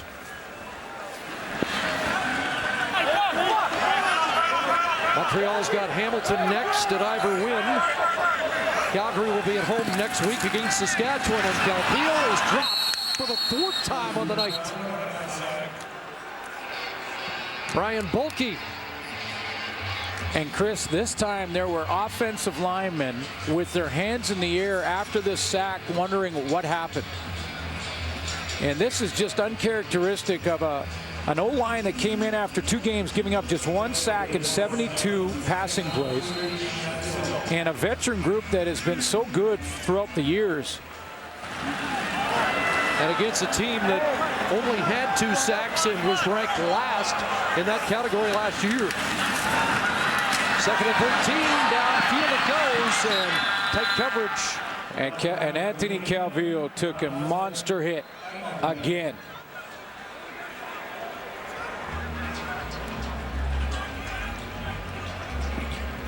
And was it Juwan Simpson that gets to the quarterback this time? I think it was Mayo, 42 right here. Or was it 12? That's Deron Mayo. It was. In for it was Mayo, and he clean hit. Calvillo just now getting off the field.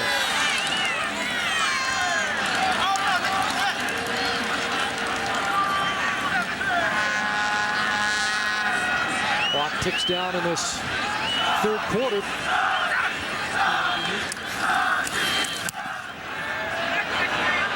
Good boot by White, and Larry Taylor trying to break loose. Good contain. Seth Williams right there to bring him down, and they have done a much better job tonight. Perfect cover. Perfect, sorry, Chris. Perfect contain from Seth Williams. That's how you play contain on a punt cover team, and it's all about patience. And he was right there, stood his ground, didn't get sucked into the middle, and didn't allow Taylor outside. Damon Washington ripped up that Montreal special teams unit last week, and Mark Trestman underscored how important it was to be improved in that area. And your reward for punt cover team playing it perfectly, get out there on defense. These are small rosters. Final play, 3rd quarter, barring a penalty. A lot of time for Glenn, and a downfield McDaniel. He's got it. And a cutback on Chip Cox, who wrestles him down at the 36. But it's been a big second half for Marquay McDaniel, a 38-yard pickup. And we're through three quarters. Calgary, a 5-point lead. Big third quarter for the Stamps, who outscored the Alouettes 10-0 and have the lead. Great Calgary defense. That time of possession is now starting to favor the Calgary Stampeders in a big way. Remember, Kevin Glenn started in the first quarter just 2 of 8 and has thrown for over 150 yards in the third quarter. So Glenn is back on track, and it looks like this Montreal defense may be tiring a little bit. Engineered that 10-play touchdown drive, and just thinking back to their first meeting, Alouettes still have not scored a second half point against Calgary in three quarters.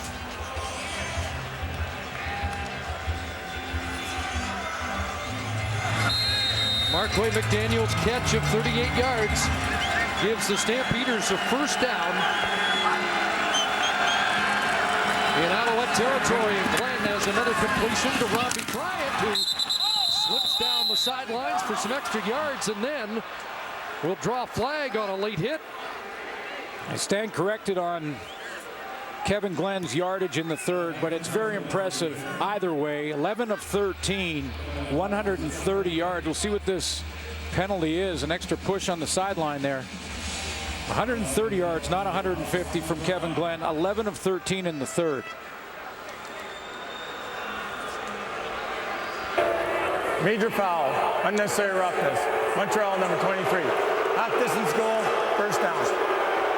So Seth Williams gets the major called, 15 yards, and remember that 80% total that Mark Trestman talked about. Well, here's the interesting thing about a small roster in the Canadian Football League, I believe, is that Seth Williams had that great punt cover and then was in that play with Marquay McDaniel over the middle. And then there, again, a little bit of a lack of concentration at the end. I'm just wondering if he's fatigued after that kick and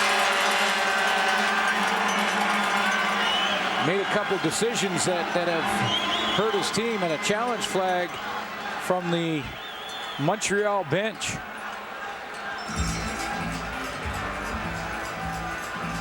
Oh, Gerald Brown heading to the room as well.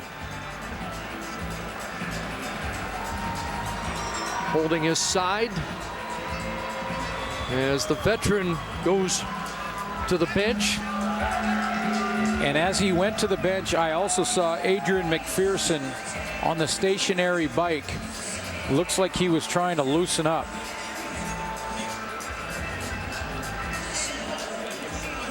So they're not challenging the penalty, but wondering if there's McPherson loosening up. We're wondering if Mark Trestman or somebody upstairs. Montreal challenging the previous play of a catch inbounds. Felt that Robbie Bryant might have stepped out before controlling that pass. Lots going on. Well, there's the challenge, whether or not that was a catch by Bryant on the sideline, and whether or not his foot was out of bounds. It's his back heel on the white line.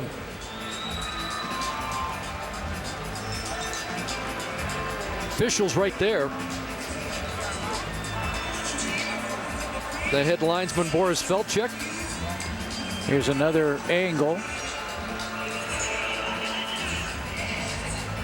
He's okay there. Or is he? But he looked like secured the pass or not. I was going to say, Chris, it looked like he made control. May have. Now he's out, but he has control of the ball. So the question is, when did he have control of the ball? Exactly.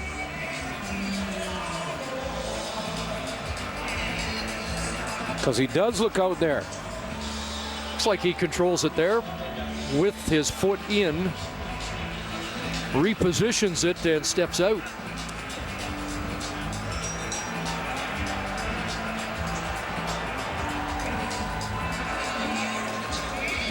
Different angle.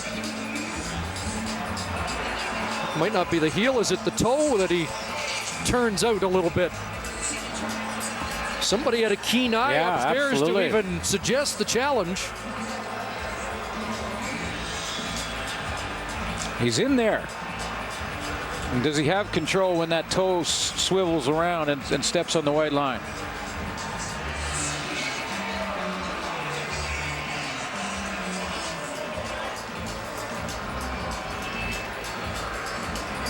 Now that would mark him out at the 30, but they did take the 15-yard penalty anyway.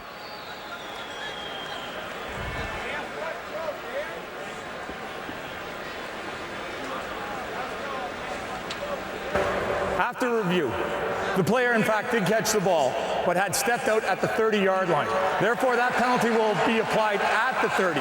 Since Montreal had challenged the play as a catch inbounds, and we found another aspect of the replay aspects to review, and they are correct, they will not be challenged or charged with this challenge.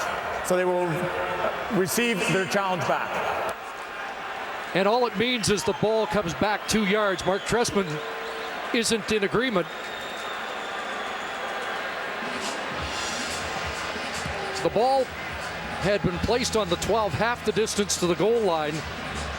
When they ruled him out at the 24, they rule him out at the 30 and take the full 15. So all of that for 2 yards. Catch made, stepping out at the 30. Okay, so catch and control made and then out at the 30. See, Mark Trestman was hoping that he was out of bounds when he caught it, so it was been no catch at all. And was certainly worth a challenge and worth a look. And as it turns out, they don't lose their challenge. But it was a long time to come up with 2 yards of real estate. Not what he was looking for.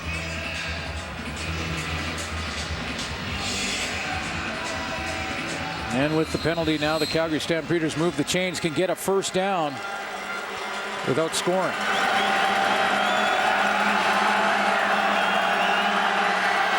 First down, Stampeders. Kevin Glenn looks back and Cornish drops it.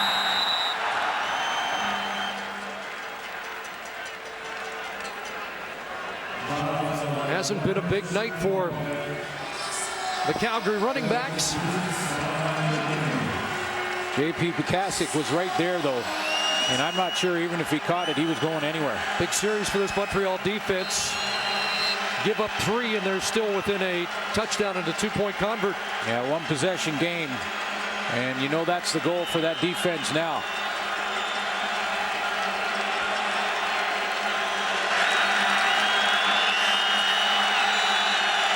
Second and 10. Flags fly. And some early movement.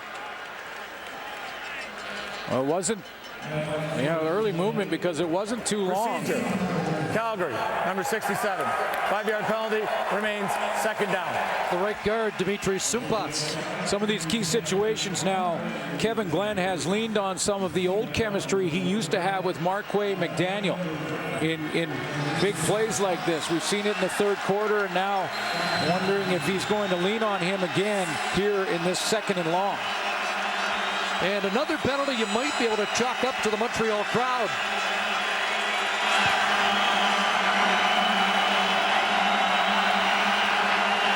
Second and 15 over the middle, of completion.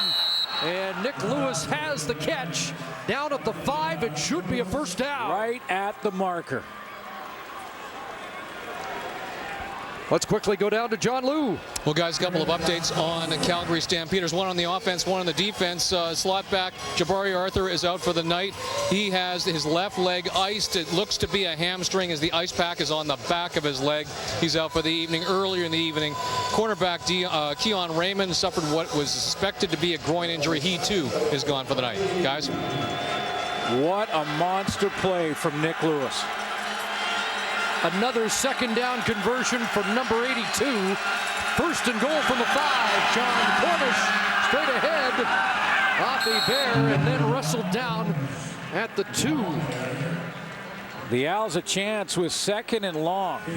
Second and over 10 to hold Calgary to a field goal and keep it a 1-possession game. And Nick Lewis with precise route running is going to go right to the first down marker. Get around that first jam, right at first down territory, and catch and hang on. Monster play. with the catch past Hal Patterson on the all-time list. Fitting he'd do it here in Montreal. And Lewis now number 23 in all-time receiving yards. Bo Mitchell in. Second and goal. Slides left side. And Emery, but Mitchell gets in. Touchdown. Second touchdown of the game and a second souvenir tossed away by Bo Mitchell. And the third time in short yardage that Bo Mitchell has done the exact same thing to the left of his offensive line and the left of this formation. This time he gets hit hard by Emery. Fumbled the ball, bounced to him, and he recovers it. Wow. Now that ball went up into the stands and then one hop off the stadium and back into the field of play. So he'll have at least one souvenir, 3 runs, 11 yards, and a pair of touchdowns. That play to Nick Lewis, Clutch. difference maker. Extra point is through. And the Calgary Stampeders up by 12.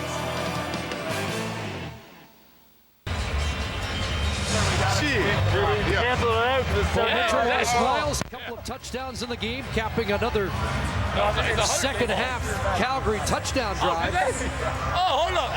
Well, it's good he's starting to have fun. He's going to get a lot more reps over the next 6 weeks in practice. He moves up a spot in the depth chart and is one play away from leading this football team.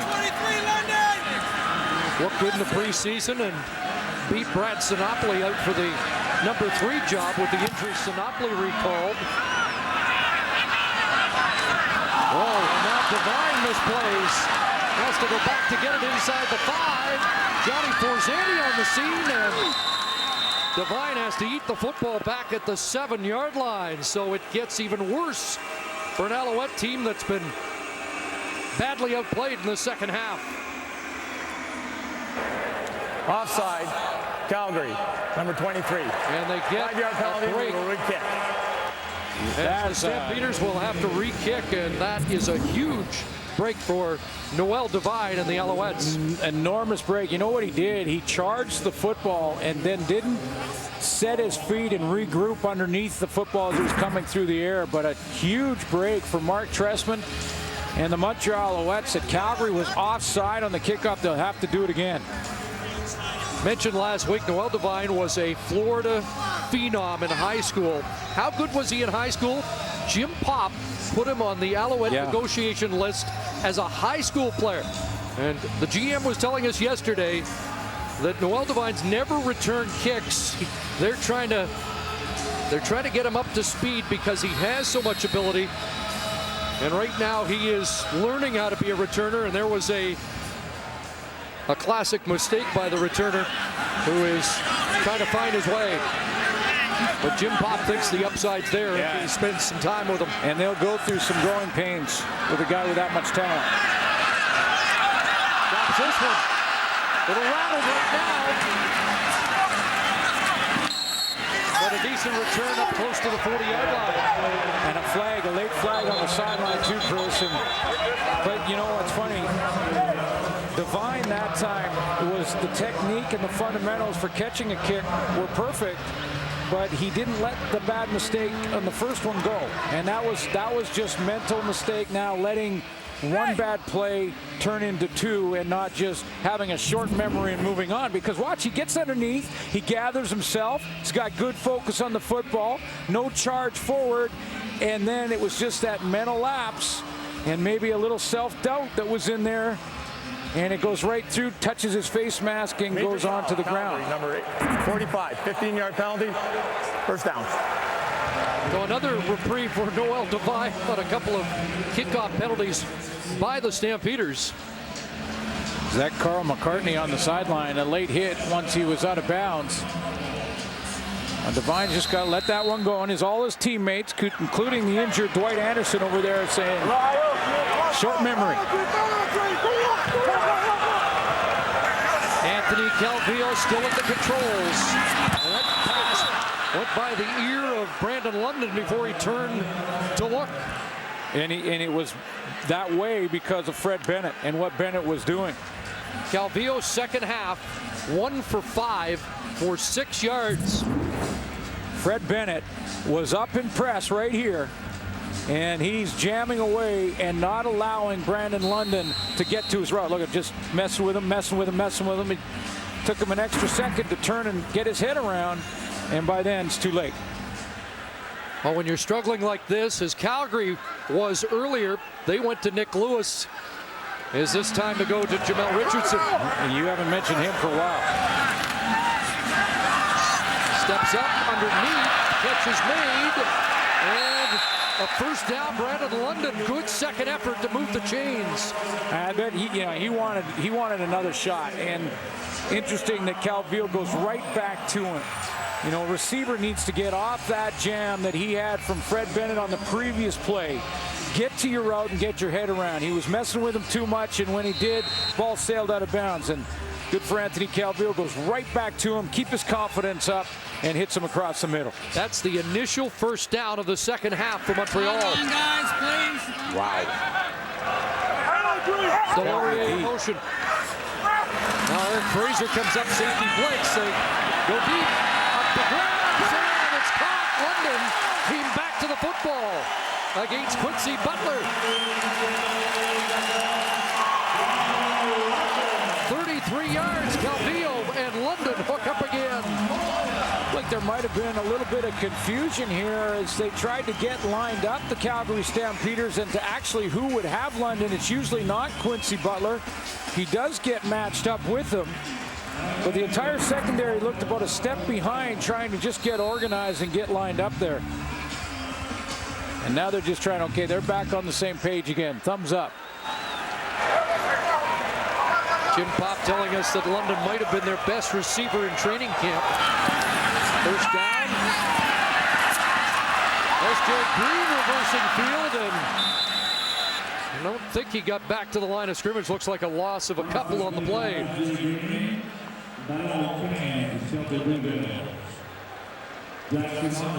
Second consecutive game against Calgary where the Stampeders have done a great job on the big slot backs. Yeah, you really been physical with them. Again, that's Quincy Butler in there, and Brandon Smith, who was banged up, playing those halfback spots. And remember, this is a secondary that lost Keon Raymond in the first half. Haven't tested Jamar Wall. Second and 12. A roll for Calvillo, and here's S.J. Green, and the Turk Monster gets him. Gets up again, and he'll be short. That's going to cost him a first down. He's dropped at the 7. Wow. I mean, he may score. There was a couple defenders trying to rally, but is there a grassy knoll in Montreal? I mean, he's around the corner. Lots of, not a defender in sight. They're scrambling. That's a first down for sure, maybe a touchdown. Instead, it's 3rd and 5. The offense stays out, down by 12.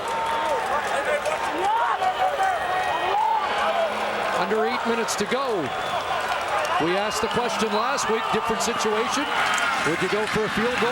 They'll go for the first down. They got it. Richardson keeps them alive. First and goal, Alouettes.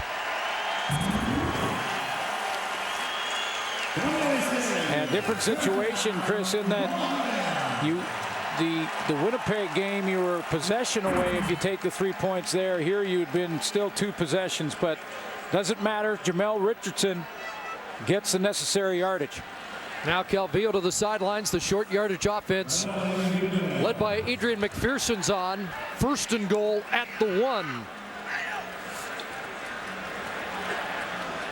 His counterpart has punched it in twice tonight for the Stampeders. And now McPherson gets called upon.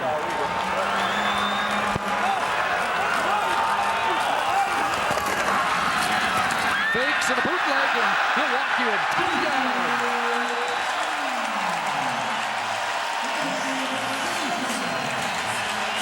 perfect timing to call that play because they haven't shown it all year.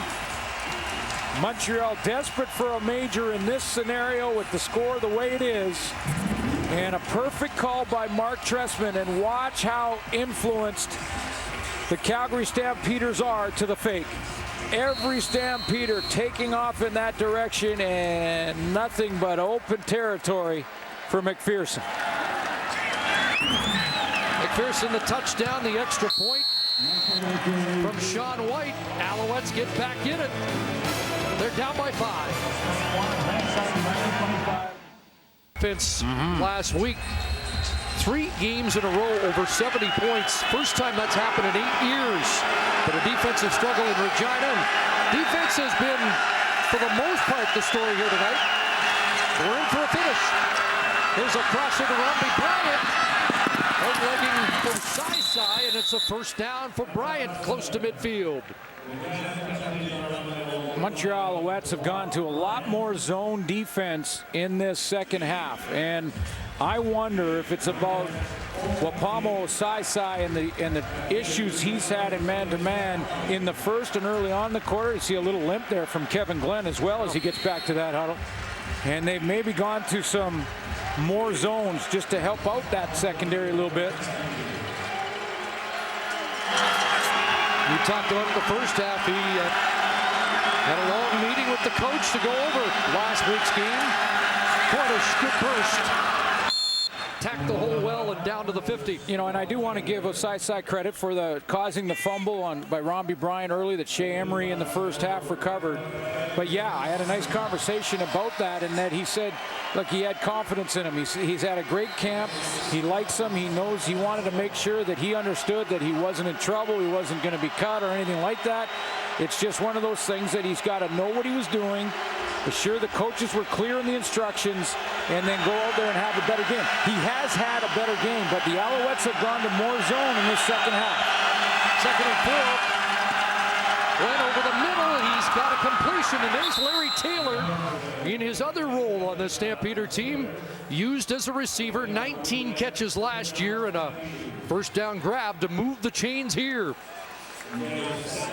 So let's take a look at exactly what we're talking about here. Go ahead and snap the ball, guys. I'll show you exactly what that means now for these zones. Jamming on the crossers, but linebackers dropping to areas, defensive back dropping to areas. That's a zone defense. So now that crossers are going to come up, and that's where you get now Kevin Glenn with his experience able to exploit that zone, find the underneath man, and get the first down. First down, 44, back into the hands of Cornish, and another good run. Still going, John Cornish. First down run, his first of 10 plus on the night. It moves the sticks down to the 28. Nice low pad level for John Cornish. He got his pads down low, so there was no real target to hit. And that's why the first tackler fell off his legs. That was a typical John Cornish run. Slicing through the middle, low pad level. Best 2 runs of the game have come on his last 2 carries.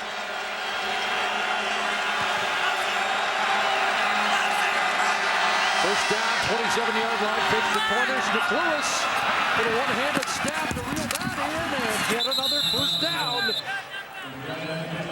Takes a lot of Alouettes to bring Big 82 down. Seth Williams, the guy who tried to on the corner, was the first guy trying to make contact as Nick Lewis went out of bounds, got up, grabbing the back leg. It looked like it might have been a hamstring or maybe a cramp. He hasn't come out of the game, but right there he tries to go low, which many people do, and he was limping getting back into that defensive secondary. Kevin Glenn, 16 of 19, 179 here in the second half. Another Calgary first down. Here's the sweep, Mark McDaniel. Down to the 5. Stood up and driven back there. Demetrius Sumpas here blows up his man, turns the corner, and he has opened up the lane for McDaniel. The key block on the play was from right guard Demetrius Sumpas. Jima Ihekwoba with the tackle. Watch how he's going to just seal it. McDaniel's going to come across.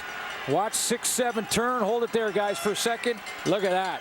That's where that play has got to be stopped, and it's not, because Demetrius Sumpas gets his man deep and then closes the door on him.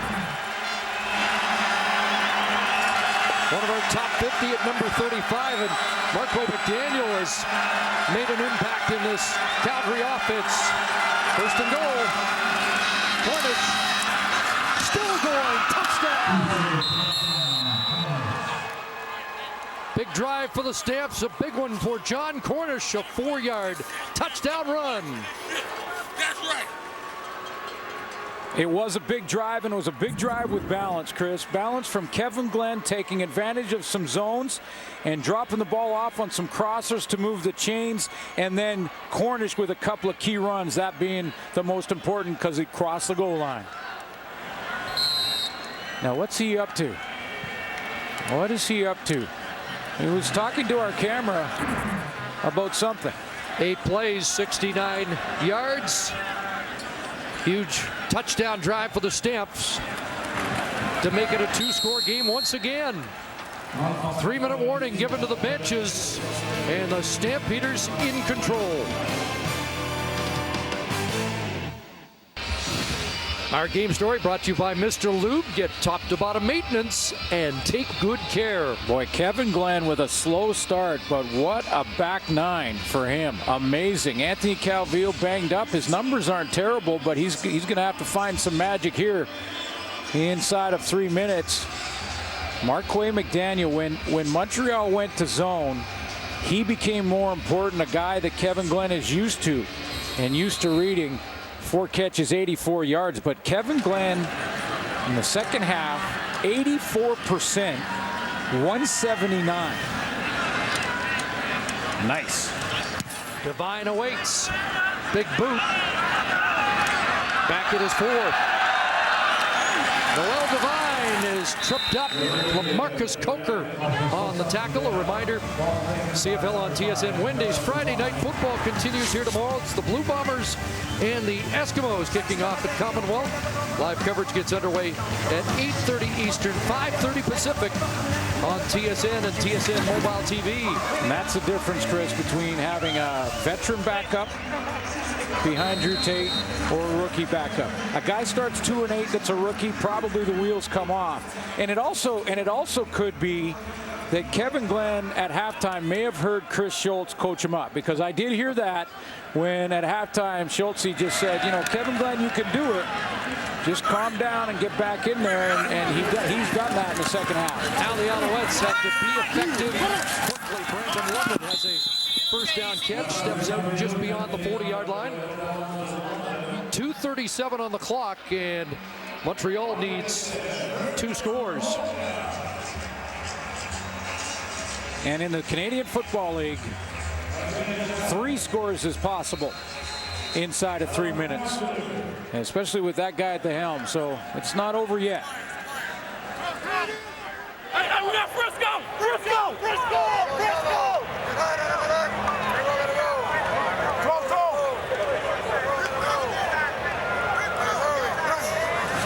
Offense resets. Calvillo stands in, dumps it off. Eric Delorier underneath. Brought down close to the 50-yard line, has 7.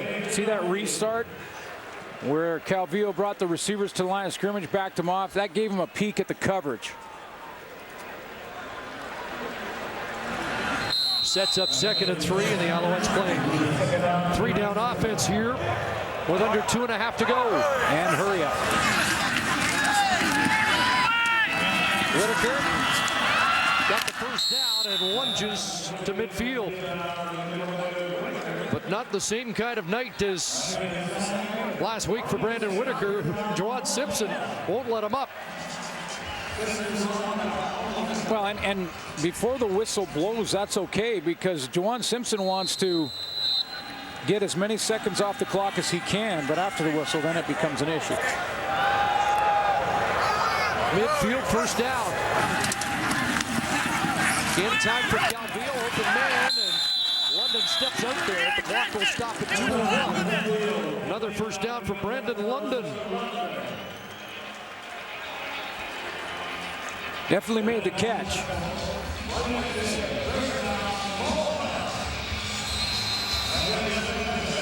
Again, an Alouette score with less than a minute taken off the clock here, and they can get the ball back.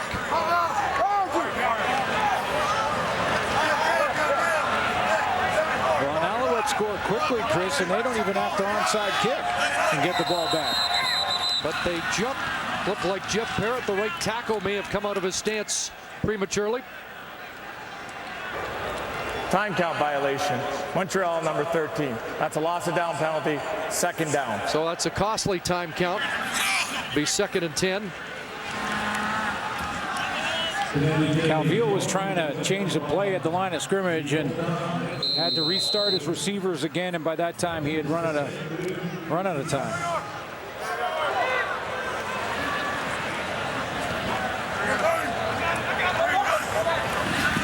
Second and 10. Looking deep. Looking again for London. Jeff Barnes got it. In front of Quincy Butler. Looked like he was on the scene in good position. Well, and Quincy Butler also thought he'd have help from safety Eric Fraser. They're playing too deep, so Fraser was a little late getting there because he had been inside. And was Butler arguing about a push? Little separation there as the ball arrived. The replay official is asked to review the previous play. So they'll review just to make sure London had a foot. Brandon London has his first 100-yard game if this catch stands. Well, he's wondering what they're reviewing, and I think they just want to see if he's got control.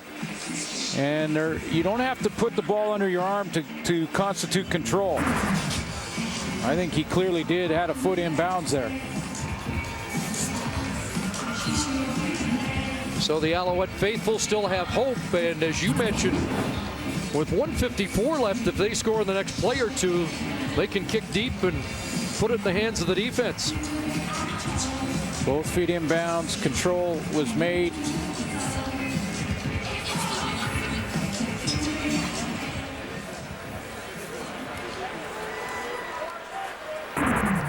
After review, the play stands as called on the field. First down, Montreal. So London's 5th catch, 106 yards in the game, and Anthony Calvillo, it might surprise you, is over 300 on the night. It has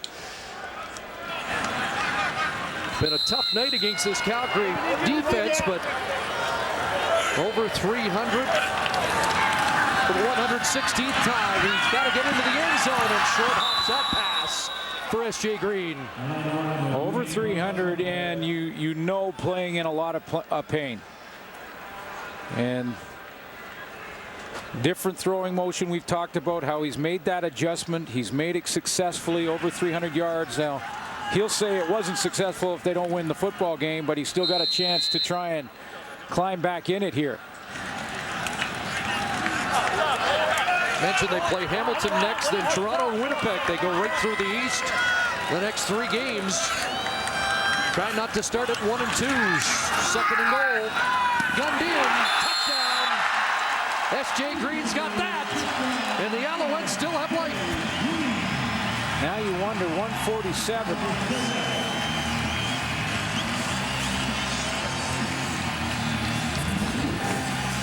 What Mark Trestman does with this kickoff.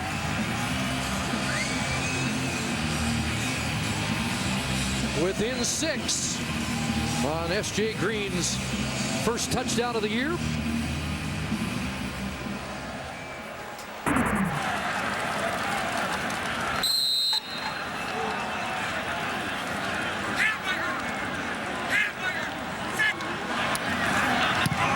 Extra point good. 32-27. Well. And now the coach has a decision. Now, Conferring with Andy Bischoff, the special teams coach. Now, Chris, if I recall, did not Kevin Glenn use his timeout in this half? So I believe he did. But Montreal has their timeout. Yes, but what I'm saying is that could factor into Mark Trestman's decision as to whether or not to take the onside kick here and go for it there, or try and kick it deep, because if he's got his timeout, can stop the clock if he kicks it deep once.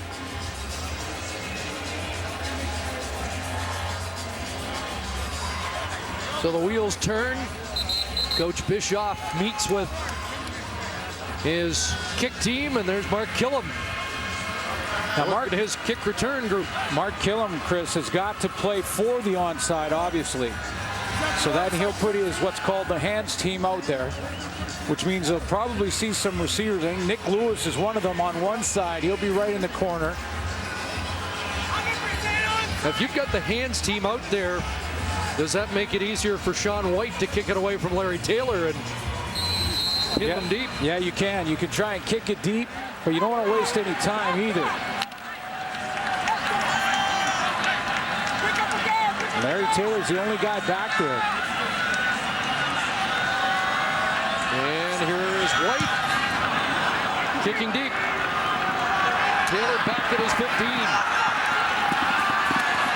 And out to the 31-yard line. He bear to touch him down there. 1:41 left. And so Mark Trestman has his timeout.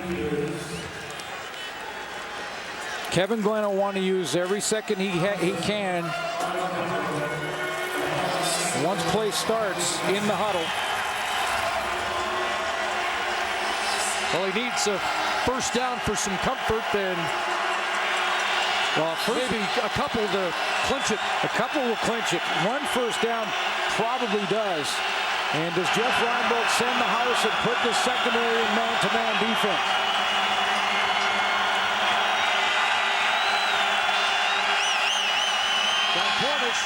Nothing there, wrapped up and wrestled down by J.P. Bukasiak. He had to be careful though. J.P. Bukasiak was swinging and a little aggressive on that tackle, and a penalty would have been a disaster for Montreal's bid to come back here. Timeout, Montreal. Alouettes stopped the clock. Looked like John Cornish was protesting how Bukasiak brought him down with a little forearm into the referees, the officials' jaw. Take another look at the Bukasiak tackle. Let's take a look. And I was wondering, as this play developed here, now basically down there, and there was another twist there, and then kind of a push as he got up, and that's why he put his hands in the air to say, no, I'm innocent, I'm okay. But you don't want to tempt things there. Don't put it in the hands of the official at this point. And here's Cornish showing the official what he did. Cornish got to pull up his drawers, too.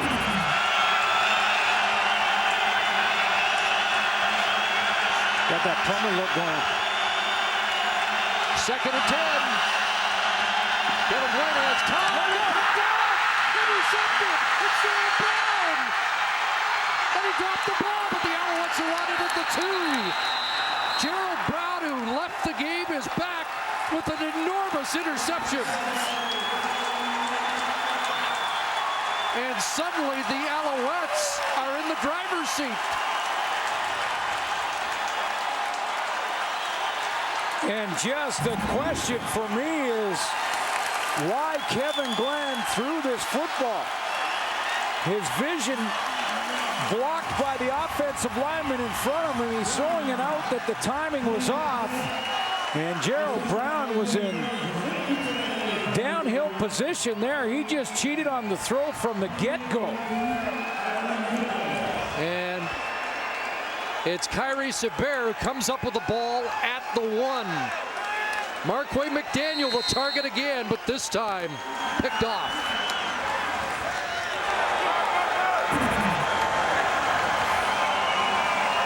And now the Alouettes poised to take the lead, still with plenty of time. McPherson. And not in.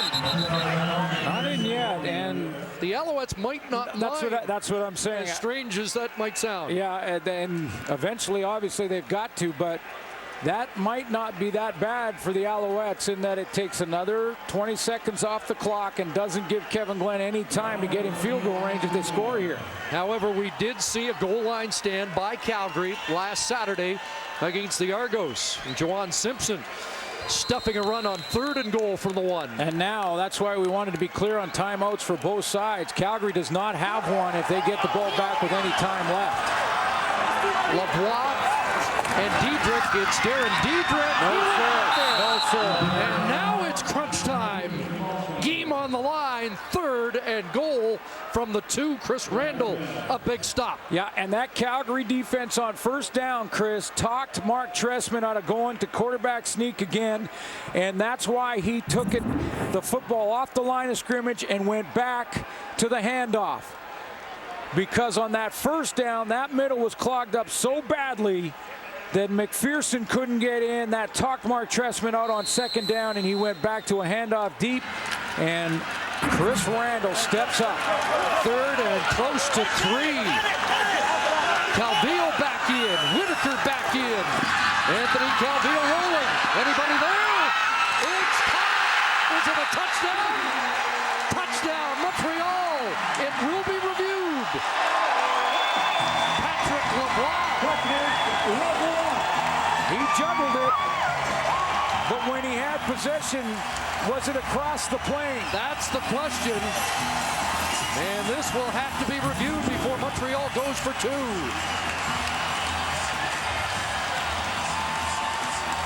LeBlanc in the end zone, the juggle. Now you can't tell from that angle. And you will be tough to tell from this one as well. Does he break the plane with control? Clearly in here, but here. Well, he does look a yard deep. But he can be in and the ball not be in. But he pulls it in. Here's your best view. Control gain there. Ball across the plane. Touchdown. Touchdown, Montreal. How about the rookie fullback with his 2nd touchdown in as many weeks? Won't get any bigger than that one. And there's still time. Alouettes have a 1-point lead. They go for 2. And Calvillo looking for Richardson. Incomplete. 47.4 to go on the clock. There were fans leaving with the 3-minute warning, down by more than a touchdown. But as you mentioned, there was time for not 2 scores, but maybe 3. And now, Mark Trestman, as we said at the very opening of the show, said he was going to kick the ball to Larry Taylor tonight. And now he's in conference there with Jeff Reinbold. Talk about what kind of defense they want to see. Does he kick the ball to Larry Taylor in this case? They have contained the most dangerous return man as well as you might expect here tonight, but it will only take one for Larry Taylor to get it into field goal range and a win for Calgary. Yeah, and here's the other thing, Chris, that in cases like this, kickoff teams, often the instruction is to squib it along the ground. And my guess will be it'll be in the opposite direction of number 2. And what you hope is that one of those big guys will catch it, just fall on it, take some time off the clock. But if you don't get it through the first line, field position is gained right there at 10, 15 yards away. So we'll see. A reminder, it was 32-20 Calgary with 2:46 on the clock. Couple of touchdowns here, and the Alouettes protecting a lead now in his final minute. Coker on the return. And Coker, decent field position, 45-yard line, 41.9 on the clock, and Kevin Glenn has time to atone for that interception.